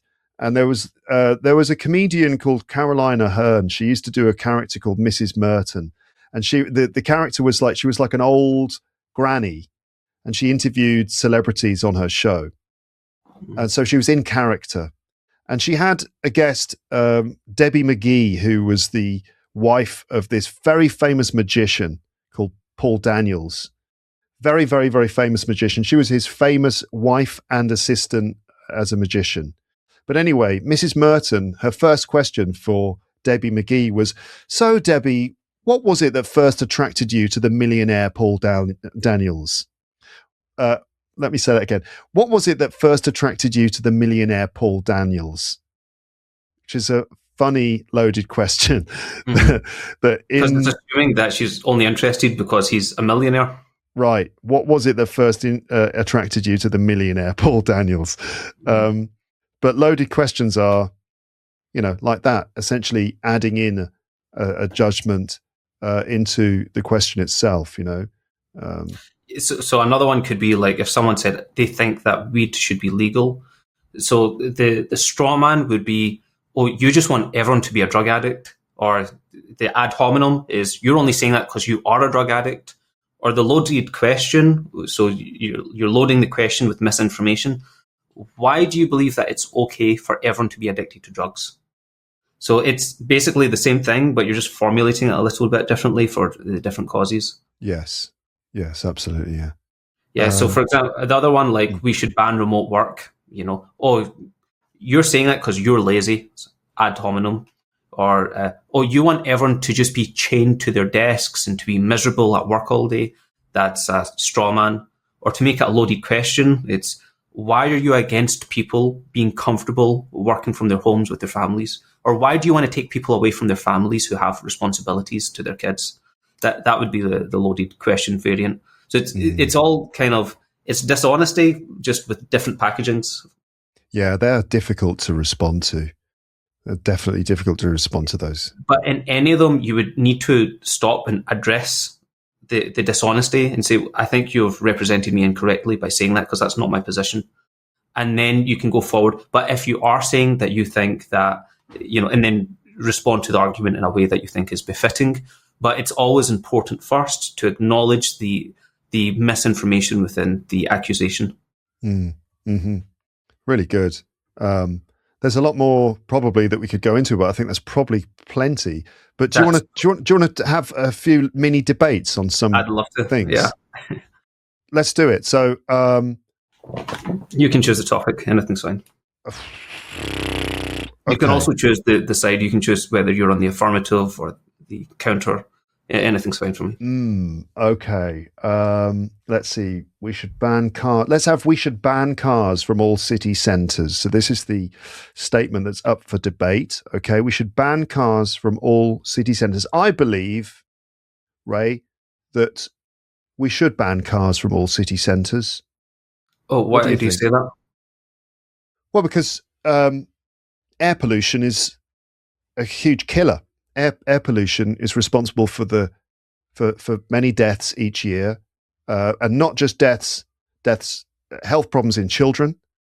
It's the costs to the NHS of treating respiratory conditions caused by air pollution are vast, and I think it's time we moved on from this system, which is bad for everyone involved. So considering that we have, cars which are being driven from many years ago, which are producing a lot more carbon dioxide in the environment, considering we have aeroplanes and we have, huge companies which are having production in unethical ways, which is causing a huge amount of carbon dioxide and pollution into the environment.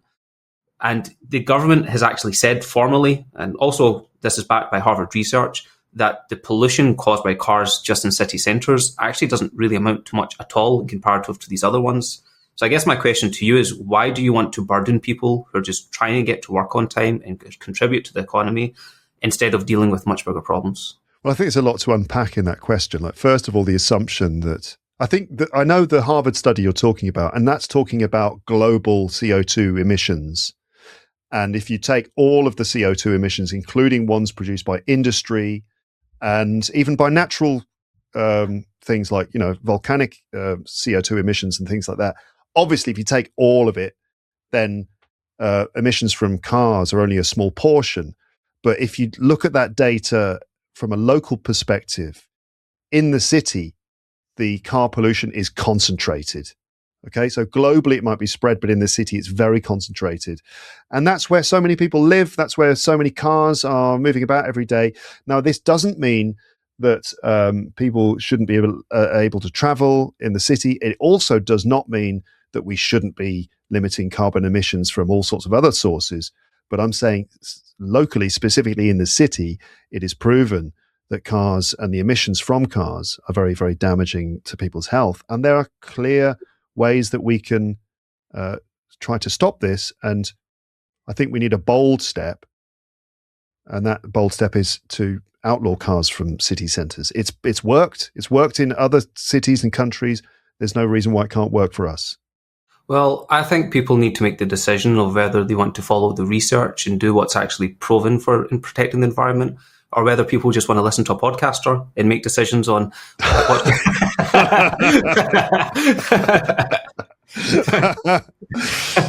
Sure. Okay. Sure. I mean, yeah, you could say that just because I'm a podcaster that my argument is invalid, but I would suggest that you should argue with the points I'm making rather than, my job position. I think that everyone's opinion is valid, regardless of whether I'm a podcaster or a nurse or a politician or a street cleaner. I think we all are capable of presenting the facts as they are. Don't you think?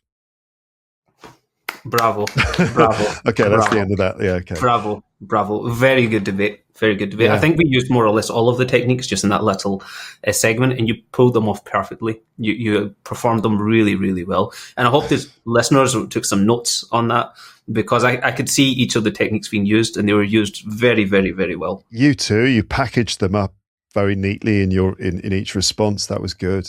Yeah. What else have we got? Should we have something really ridiculous? As you like. Anything's fine. Okay. So my next point, very important point here, I'd like to discuss with you, is about socks. Okay, and my opinion is that socks should no longer be sold in pairs. They should from now on, socks should be sold individually. Right, so you get a left sock, you get a right sock. You buy socks in ones, not in pairs anymore. Seems like a big, drastic change, but I think it would be a change for the better. We should start selling socks individually. Why? Many reasons.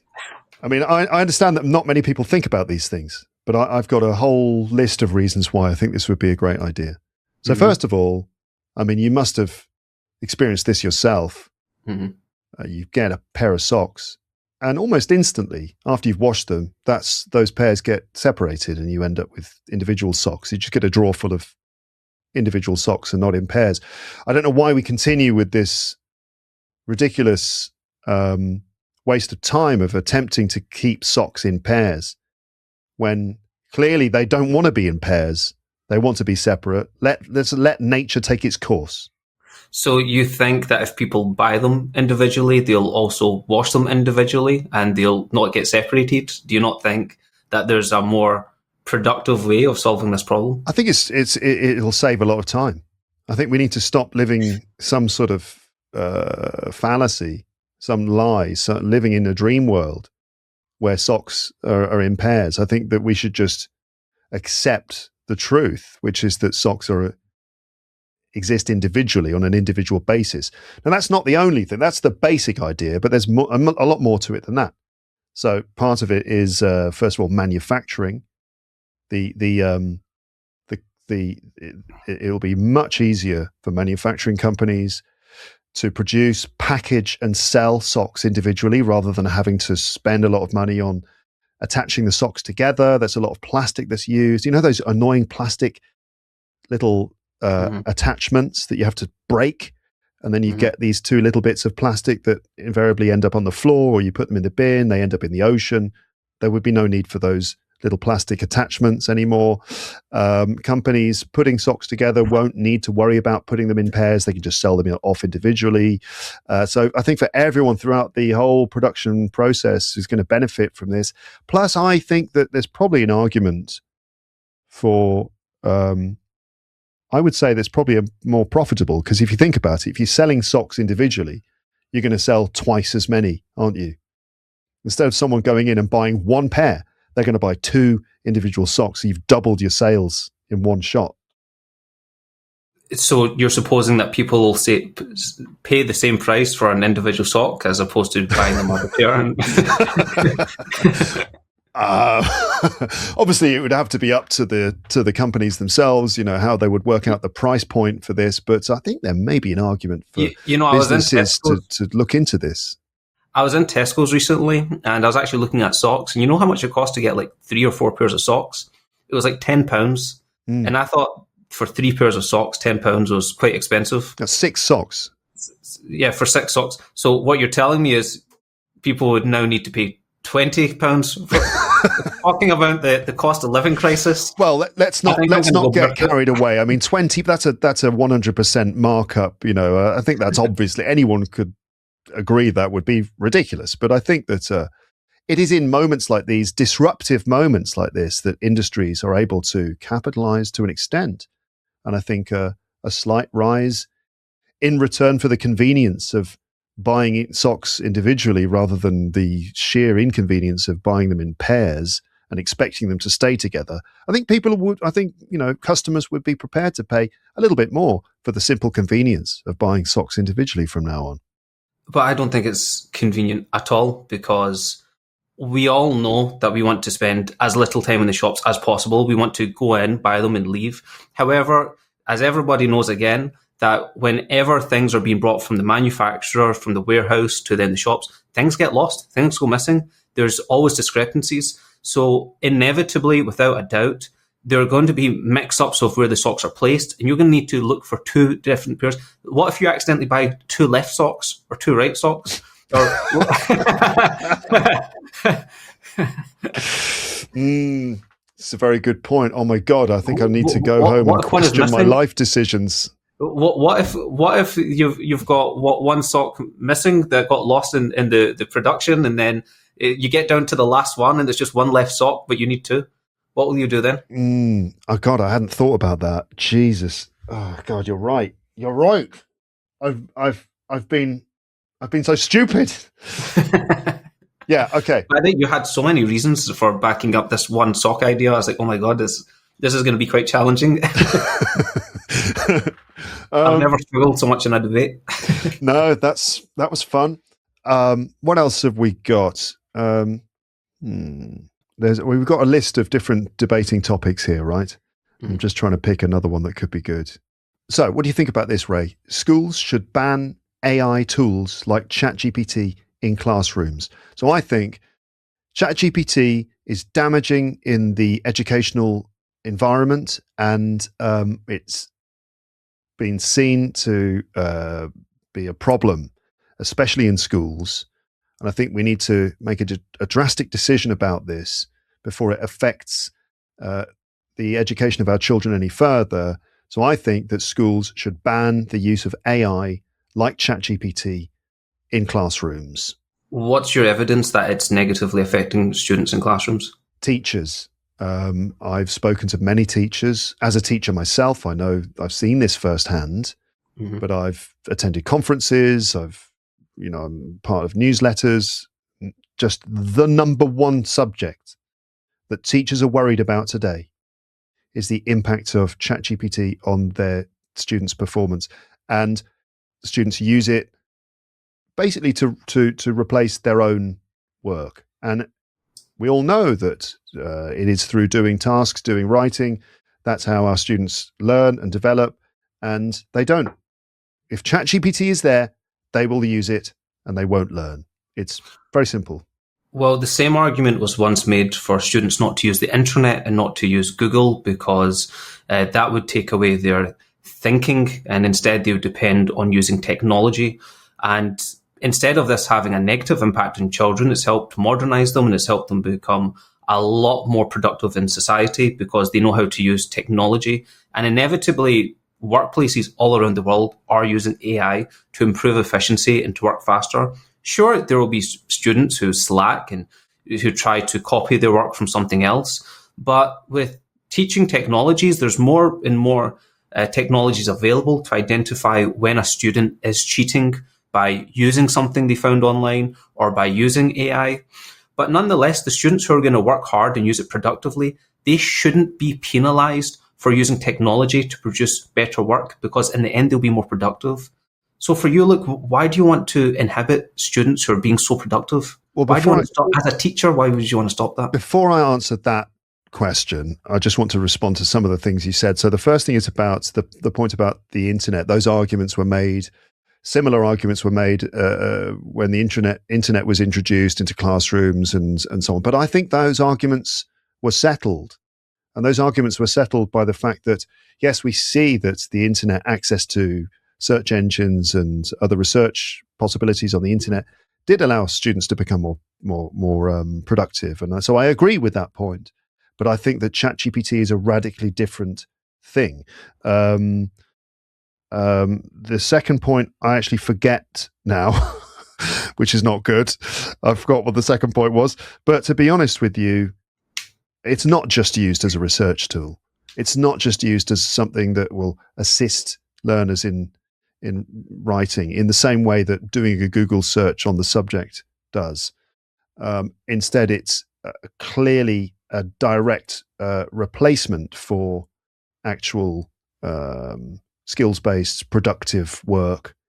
And it's a different beast entirely to all the other technologies we've seen before. And so we need to be smart about this, and we need to be clear about this. We need to be strong on this, and we need to make clear limits and distinctions to protect our children's future. There are two classifications of people. There are people who love progress and there are people who hate progress.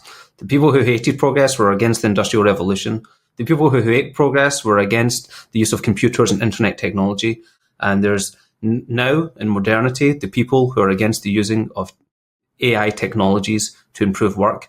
At every cornerstone of human existence, improvement has been impossible without change. Now, this has been a change. As a teacher, I have seen in my own life how it's improved my productivity as well as the productivity of my students in helping them with self-learning. And see the example of just a few couple of people using it in an ineffective or improper way, using it to cheat and to cut corners. Why penalize everyone? I mean, when you're looking at one small group and you're using that to paint a picture of such a bigger audience, this is where discrimination comes from. This is where anti-progress comes from. You're not one of those people, are you, Luke? Are you into discrimination? Are you anti? Yeah. I think that I'm fully prejudiced. No, I'm joking. That was good. Well done. I think we need to stop now. Okay. We could keep going for ages, but I think we should probably stop here. But that was really good, Ray. I really enjoyed that. And I'm sure that my listeners are going to agree that this has been a very useful episode with so many interesting points made. Maybe if this video gets enough likes, you can name the like count. We can arrange a debate with you and me against some flat earthers. I think that would be fun. Oh my God, yeah, imagine. How many likes does the video need to get for that to be possible? I don't know. I'm trying to think what's the normal number of likes that one of my videos get. I don't really know. But I think it's a good idea. Maybe what we could do is I'll appeal to people in the comments section rather than the number of likes. Let's see. Commenters, would you like to see Ray and me having an argument with flat earthers? I don't know if it's a good idea because, as I said before, I find that they don't always argue in good faith. And we can play dirty. We can play dirty. We'll add hominums, straw man. I'm not afraid to get dirty. There's the problem of the what is it? I can't remember what the word for this is, but the assumption that the two positions are somehow equal and valid, and presenting them in a debate where it's like this and this is actually very unfavorable to the position that the Earth is round. You know, it's like I saw this I personally didn't believe in Brexit. I thought it was nonsense. I don't know what you think about it, but that's what I thought. And sorry, on the same page. On the same page. The problem with the Brexit situation was that there were these debates on television, and the BBC, whenever they have a discussion about a subject, they feel that they have to be balanced. And so you would have the people there arguing that Brexit was a bad idea, and then for balance, they had to have someone arguing that Brexit was a good idea. But that suggests that those two things are of equal weight, equal value, equally valid.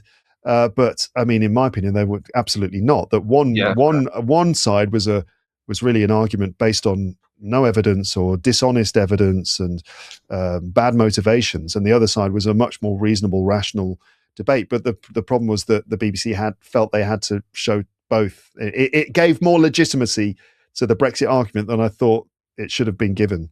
But, look, we live in a society where freedom of speech, where everyone has an opinion. Are you anti-freedom of speech? No, of course not.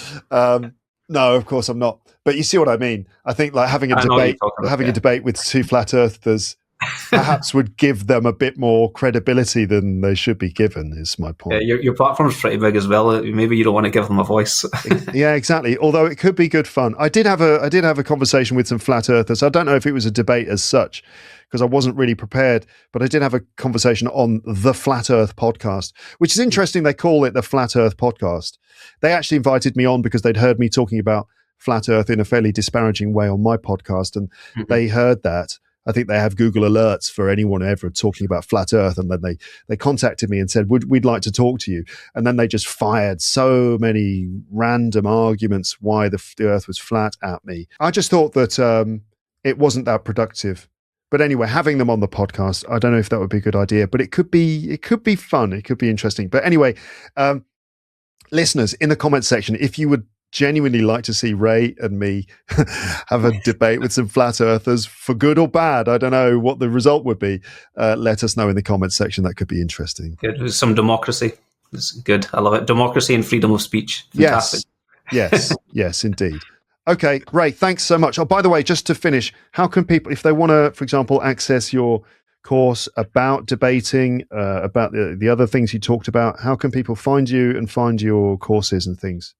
So I've been teaching for 6 years now on Preply, giving one-to-one sessions. So if people are looking for a one-to-one tutor to speak fluently, confidently, and with a wide vocabulary for general English or business English settings, or even for passing the IELTS exam quickly with a high score, you can send me a message for one-on-one training. However, I've also got group sessions where I'm working with groups of intermediate to advanced level learners on school. Our school program's called Elevate English. You can find me on Instagram at Learn English with Ray, and in my bio there's the link to the school. Right now the weekly sessions are at Tuesday 6 p.m. UK time, but I'm willing to open up more sessions if there's a demand for it. So once you join the school, my WhatsApp number's there. We have a WhatsApp community where all the students talk and we share resources and we communicate. And on the school, you've got access to all of my programs that I've made on job interviews, on how to be funny in English, which was made with a very popular comedian, as well as debating and some other skills. So people can find me there, and I'd love to network with your audience and help them with their English if they're interested. Mm-hmm. Okay, I'll put a link in the description for your for those things you mentioned, Preply and Elevate English on school. Nice. Yeah. Awesome. Okay. Great. I love this. This was really good. Thanks a lot, Ray. Have a lovely day. Likewise.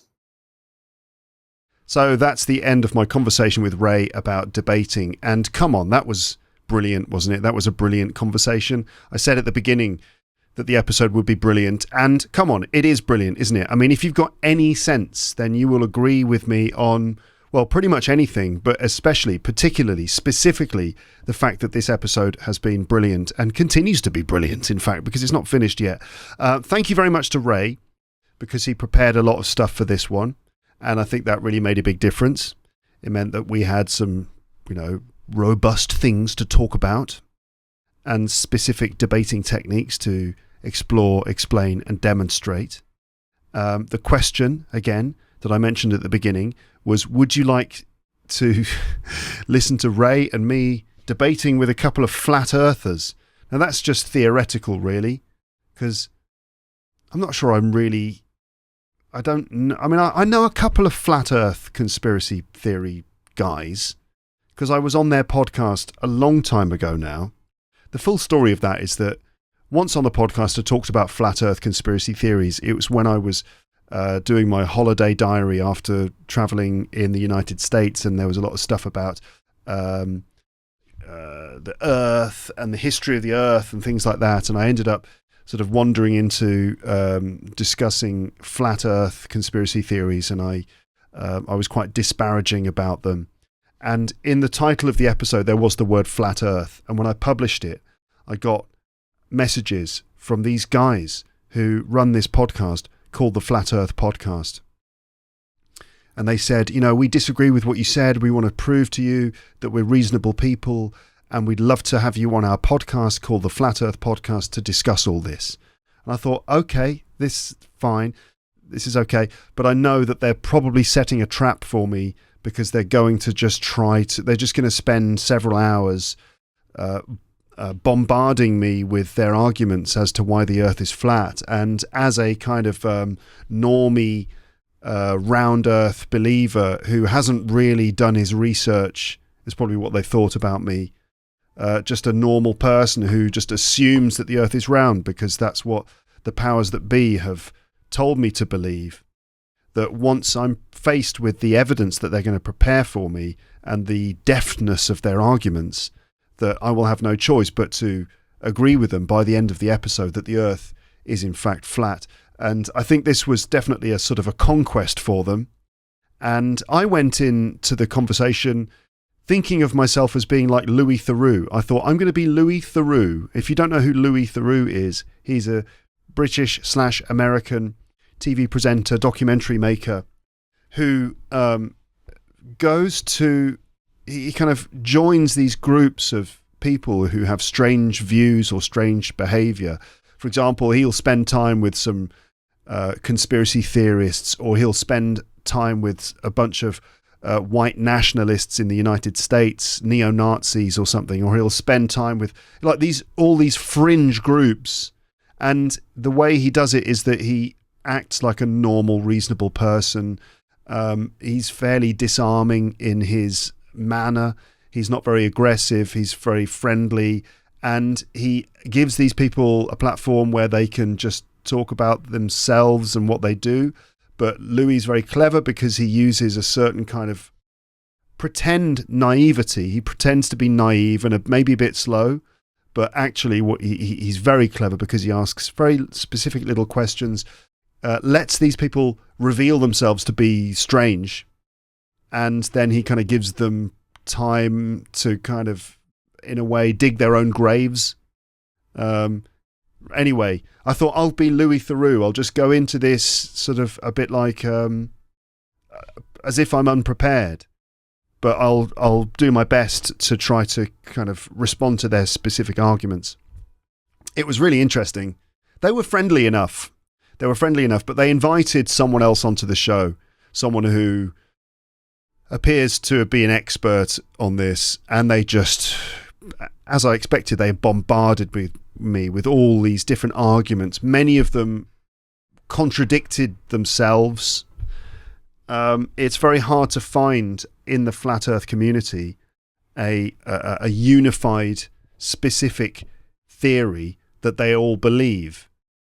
They all believe the Earth is flat, but there's all these various versions of what a flat Earth could look like. Anyway, I mentioned in my conversation with Ray, this is a point I didn't end up describing or discussing, was that one of the things they were saying was that, okay, we don't necessarily believe the Earth is flat. We just want to believe the truth. And so they claimed to be all about finding the truth and exploring the truth and uncovering the truth. And it's the truth that they really believed in, and that they weren't necessarily there to, they hadn't necessarily decided in advance that the Earth was flat. This was my argument. I was saying to them, look, I think you're putting the cart before the horse, which is an expression in English which means that they've decided that the Earth is flat, and that is what's driving everything else they're doing. They've basically made that decision, and then they're just scrabbling around trying to find various types of evidence or theories that will support that opinion. They've got it all the wrong way round. And that's what I was saying to them. I was saying, I think you've got the cart before the horse. You know, I think you've just decided that the Earth is flat, and now you're desperately trying to find reasonable evidence which supports that, and you're not really doing a very good job, because a lot of the time the evidence that you're providing isn't really substantial or is not really a clear sign of causality or whatever, you know. And they were then, their response to that was to say, well, you know, we don't necessarily, we're not married to the idea that the Earth is flat, but what we are married to is a pursuit for truth, which was interesting. And I wish I had said, you know, those moments when, I think Ray mentioned this, those moments where you've had a discussion or an argument or disagreement, and later on you come up with all the right responses that you should have said. And one of the things I should have said to these guys was, okay, so you believe in truth. You don't necessarily believe that the Earth is flat. You just are on a mission to find the truth. Okay, and that's your guiding light. And if that's the case, then why is your podcast called the Flat Earth Podcast? Right? Because I think that would have proven that actually they have decided that the Earth is flat, and they're just trying to make the evidence fit the theory. Anyway, I did speak to these guys on their podcast. I don't think I did a fantastic job of dealing with every argument that they had, because some of it was just confusing, sort of, I suspect, faulty physics, like bad physics, bad mathematics. I could go into more detail about that and about the mad, way out, wacky stuff that they really believe. Like, they started to, as I listened to them more and more on their podcast, some of the theories they were coming up with, like the idea that when the sun goes down, so what is the sun in their version of a flat earth world? What is the sun, and what happens when it sets? Because obviously in most people's version of the world, I'm getting carried away by flat earth stuff, I'll stop in a moment. Most people's sort of understanding of the world is that it's generally sort of like a sphere, it's round, and that when the sun goes down, it's actually the Earth turning away from the sun, and the sun disappears over the horizon. But people, you know, to the west of us, actually get more sun, you know, and that's the idea, that this is the way that the Earth spins, and the sun goes down in the evening and comes up in the morning. But what they believed, one of the random theories was that the sun and the moon are actually kind of like lamps floating above this flat area called the Earth, where there's like an ice wall around the edge, and beyond the ice wall there's just more land. I don't really understand where that goes or what that is in their minds, but anyway, but the sun and the moon are like these lamps, you know, like a lamp in the ceiling which shines light downwards, and instead of going around, or instead of the Earth turning and those things essentially going around, they like hover above the Earth, and nighttime is when they basically sort of move out of the way. And so the sunset that you're seeing is not the sun disappearing over the horizon, but it's one of these lights kind of going further and further away. And am I mad, or is that completely insane? Because you've seen the sunset. It's like the sun looks like more or less like a circle which slowly disappears over the horizon. And in their version, if it is a lamp, you know, like a ceiling lamp, getting further and further away, what's going to happen there is that the light, that circular disc of light, is going to get slowly thinner and thinner and thinner, isn't it, as it disappears away from your vision. Anyway, I mean, you get into some pretty mad stuff when you talk to these guys. So I did speak to them on their podcast some time ago. Maybe I could get back in touch with them and invite them on. But if otherwise, I don't know, maybe we could find somewhere. I mean, there are plenty of sort of flat earth conspiracy theory YouTube channels and podcasts and things. So if you really want to hear Ray and me debating some people like this, I don't know how fruitful that debate would be.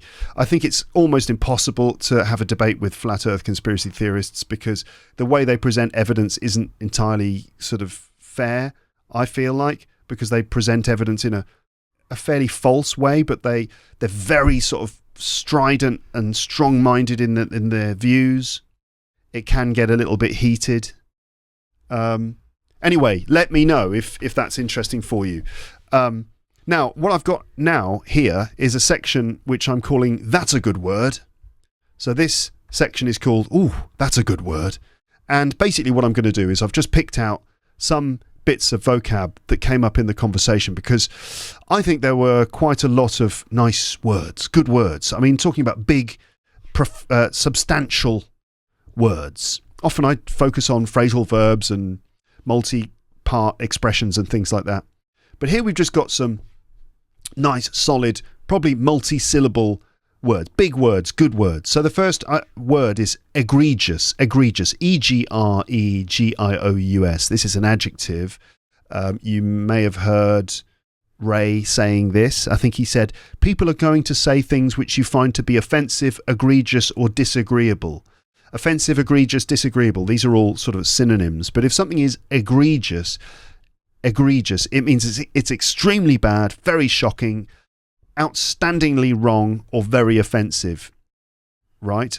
So, for example, the company made an egregious mistake when it leaked customers' personal data. So you have things like an egregious error, an egregious mistake, egregious behavior, like very bad, very shocking, very unacceptable, an egregious example, and an egregious violation, like an egregious violation of your human rights, for example. So outrageous, shocking, appalling, disgraceful, flagrant. This is a strong formal word, often used in journalism, in politics, in law, in academic writing to describe behaviour that is obviously and exceptionally bad.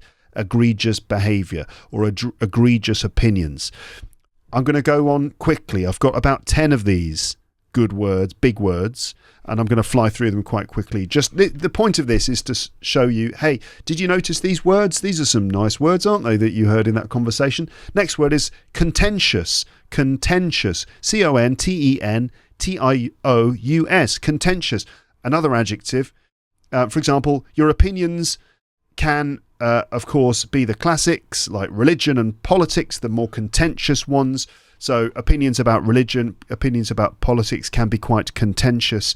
That just means that they are likely to cause disagreement or to cause argument. Okay. Immigration, for example, immigration remains a highly contentious issue in many countries. It's the sort of issue that people will disagree on very strongly. It's going to cause an argument. Okay. Opinions about religion or politics are often contentious and therefore things that we normally will avoid in sort of polite social company. It's very useful, though, for discussing politics, social issues, ethics and current affairs.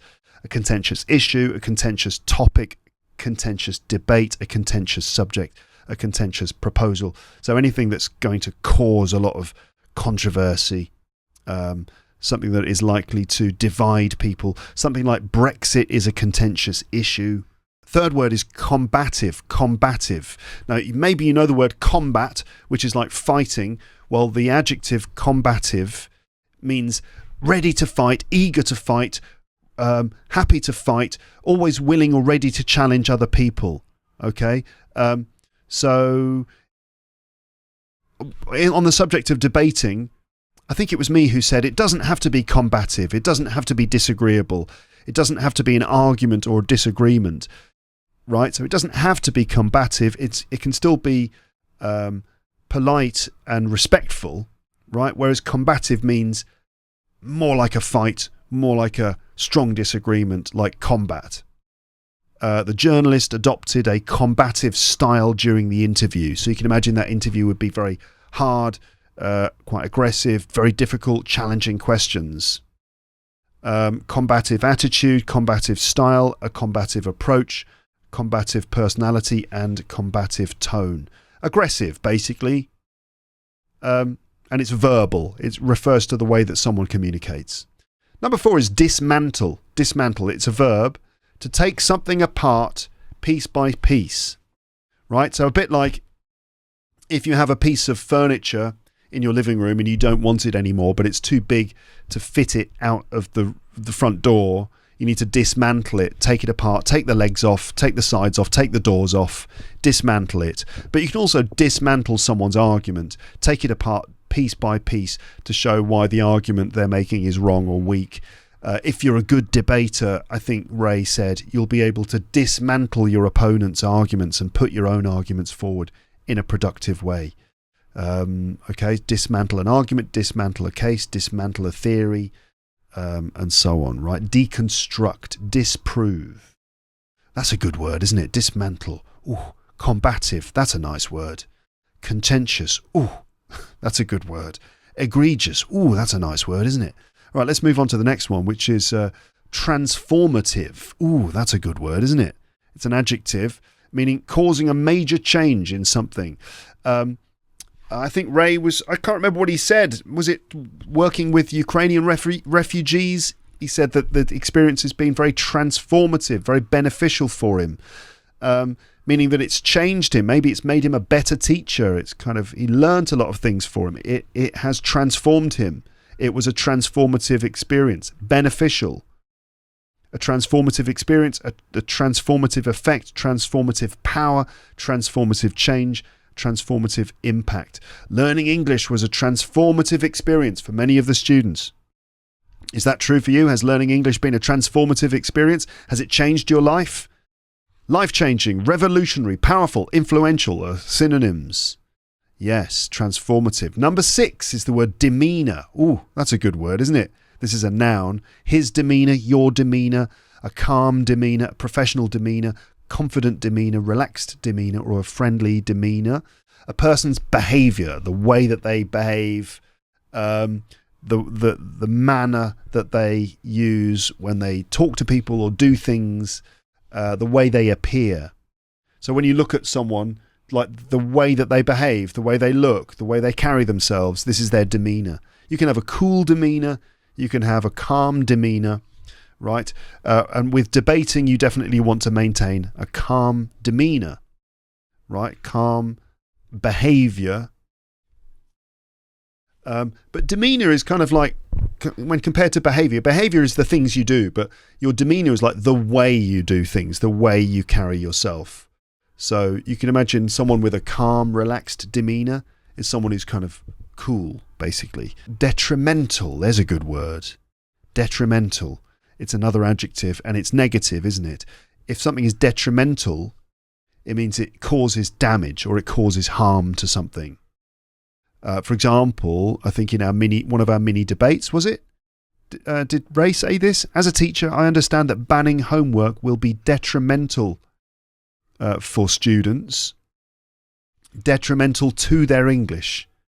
Another example, lack of sleep can be detrimental to your health. Notice it's detrimental for someone, but detrimental to specifically the thing that's affected.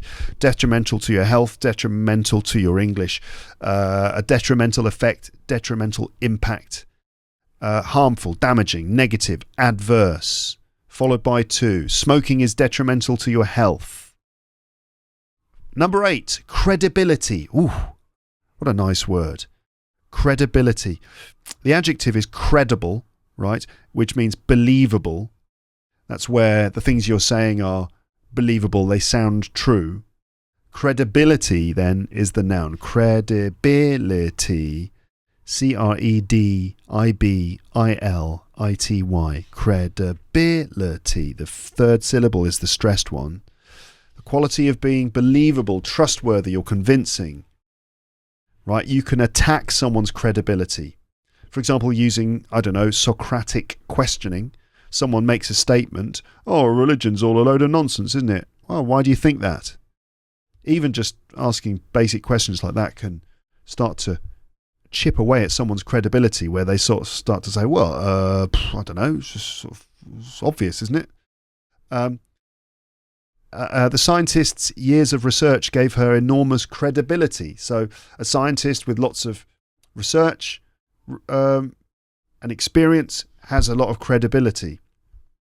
You can lose credibility, you can gain credibility, you can establish your credibility, you can damage your credibility, you can have professional credibility. One of the things I think is important for an English teacher to do is to, in the first lesson, tell the students how much experience you have, the fact you went to university, all your qualifications and professional experience. You need to let them know those things, not in an obvious way, not in a kind of, I'm going to tell you my CV, I'm going to sell myself to you.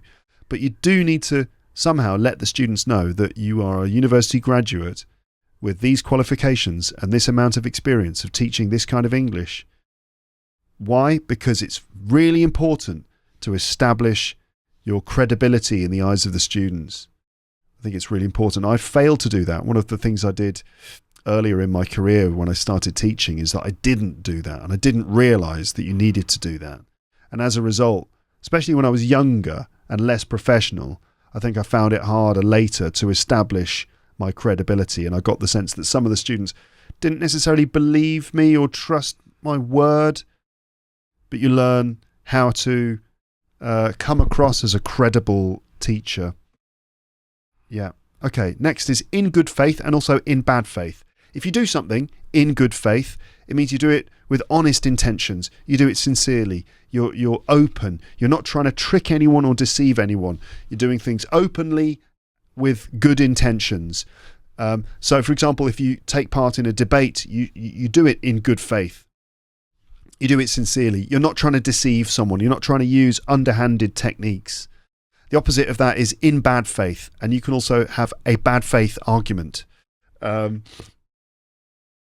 An example is two sides entered negotiations in good faith, hoping to reach an agreement, right? Or, it's all in good faith, or this is a bad faith argument, or this is a bad faith position.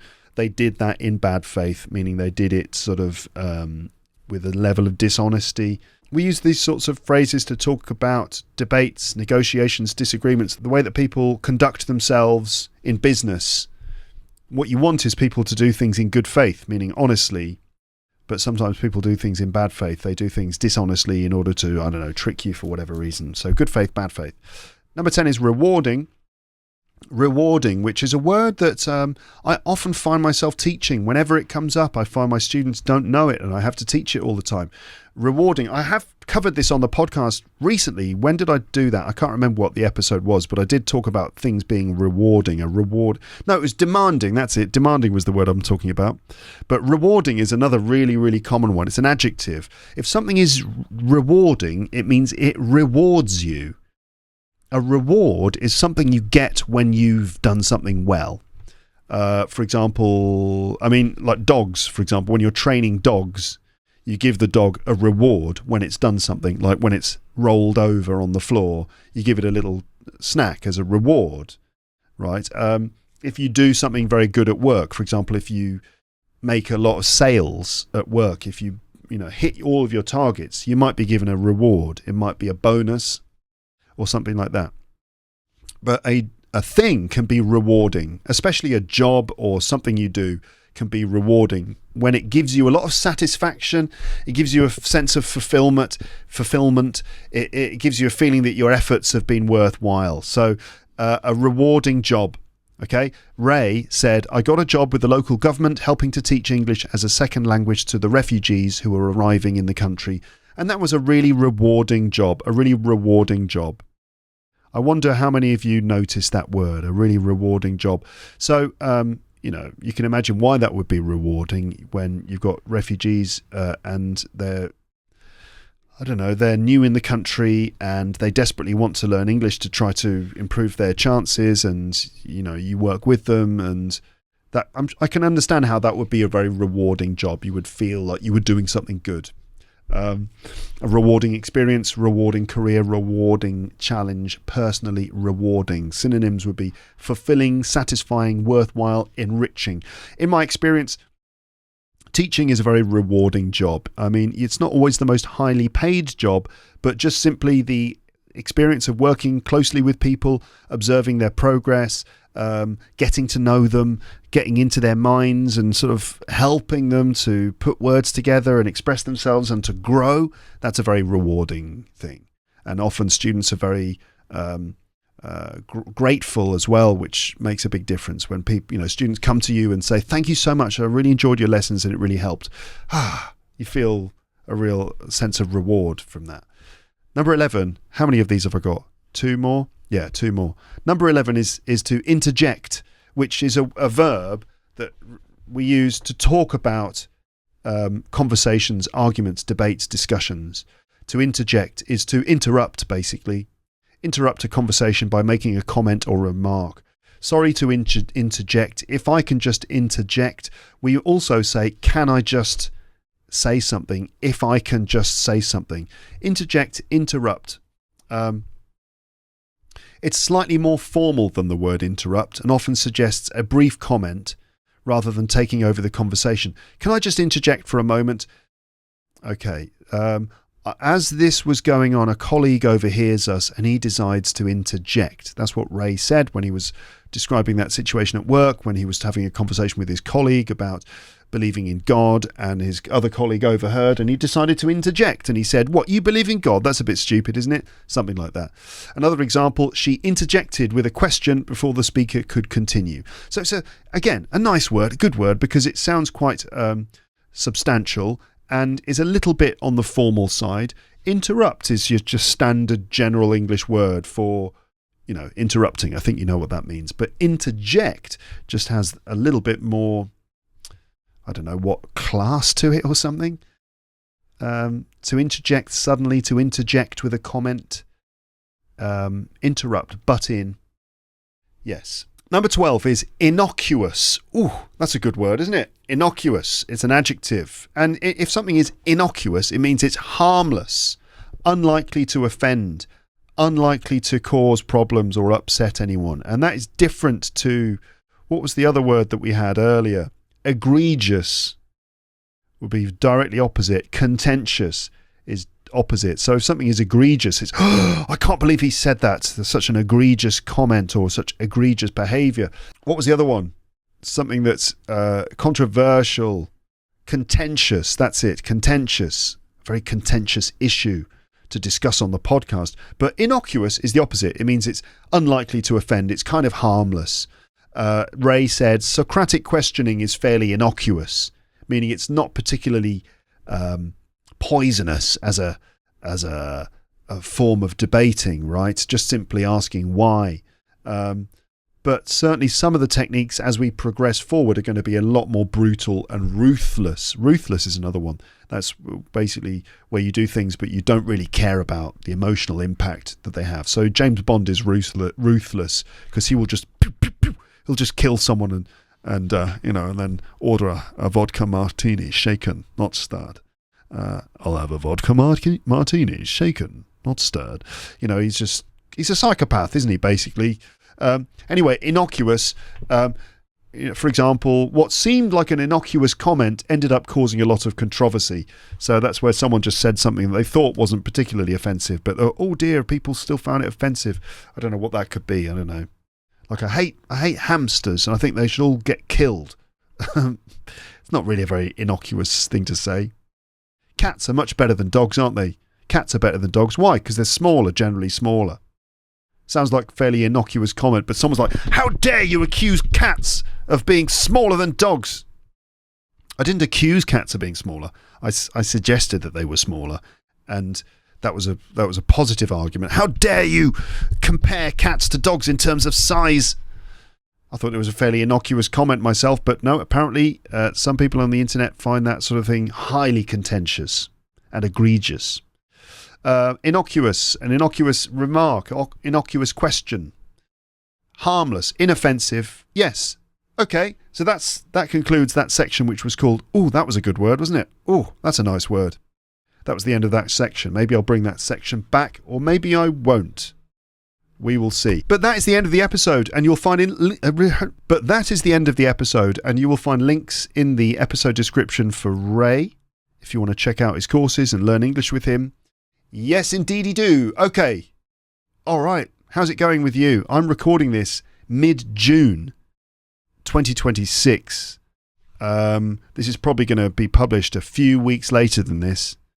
So I don't know what's going on in the World Cup. We're just in the beginning, the first week of the World Cup at this point. I probably shouldn't say anything about it because you already know what's happened and I don't. So I wonder what's going on. What's happened to England? Have we been knocked out in the first round? Any penalties? We'll see. Anyway, right, I better stop this episode, otherwise it'll go on forever. And people will look at it and go, I can't possibly listen to that. So I better quit while I'm ahead. I better cut my losses. I think we better call it a day. Yes. Okay then. Speak to you next time, but for now it's time to say goodbye. Bye. Bye. Bye. As someone calls me on my phone, a number I don't recognise. Oh dear. The tension. No. Okay, I didn't pick up and I just feel like if someone calls me and I don't know who it is, these days, I'm just like, well, if you really need to speak to me, you can leave a voicemail. And they often don't. Anyway, I wonder who that was. Maybe it was the postal service because they've got a package for me. Something like that. Okay, it's time to end the episode. Thank you so much for listening. Thank you very much if you've been watching the video version. Don't forget to like and subscribe. Tell your friends about Luke's English Podcast. And consider signing up to Luke's English Podcast Premium for special vocab review episodes. I gave you a little flavour, a little taste of it in that section called, oh, that's a good word, isn't it? If you want more stuff like that with a bit more depth and detail to it, then sign up to Luke's English Podcast Premium, teacherluke.co.uk/premium. All right, until next time then, I will now wish you farewell and say goodbye. Bye, bye, bye, bye.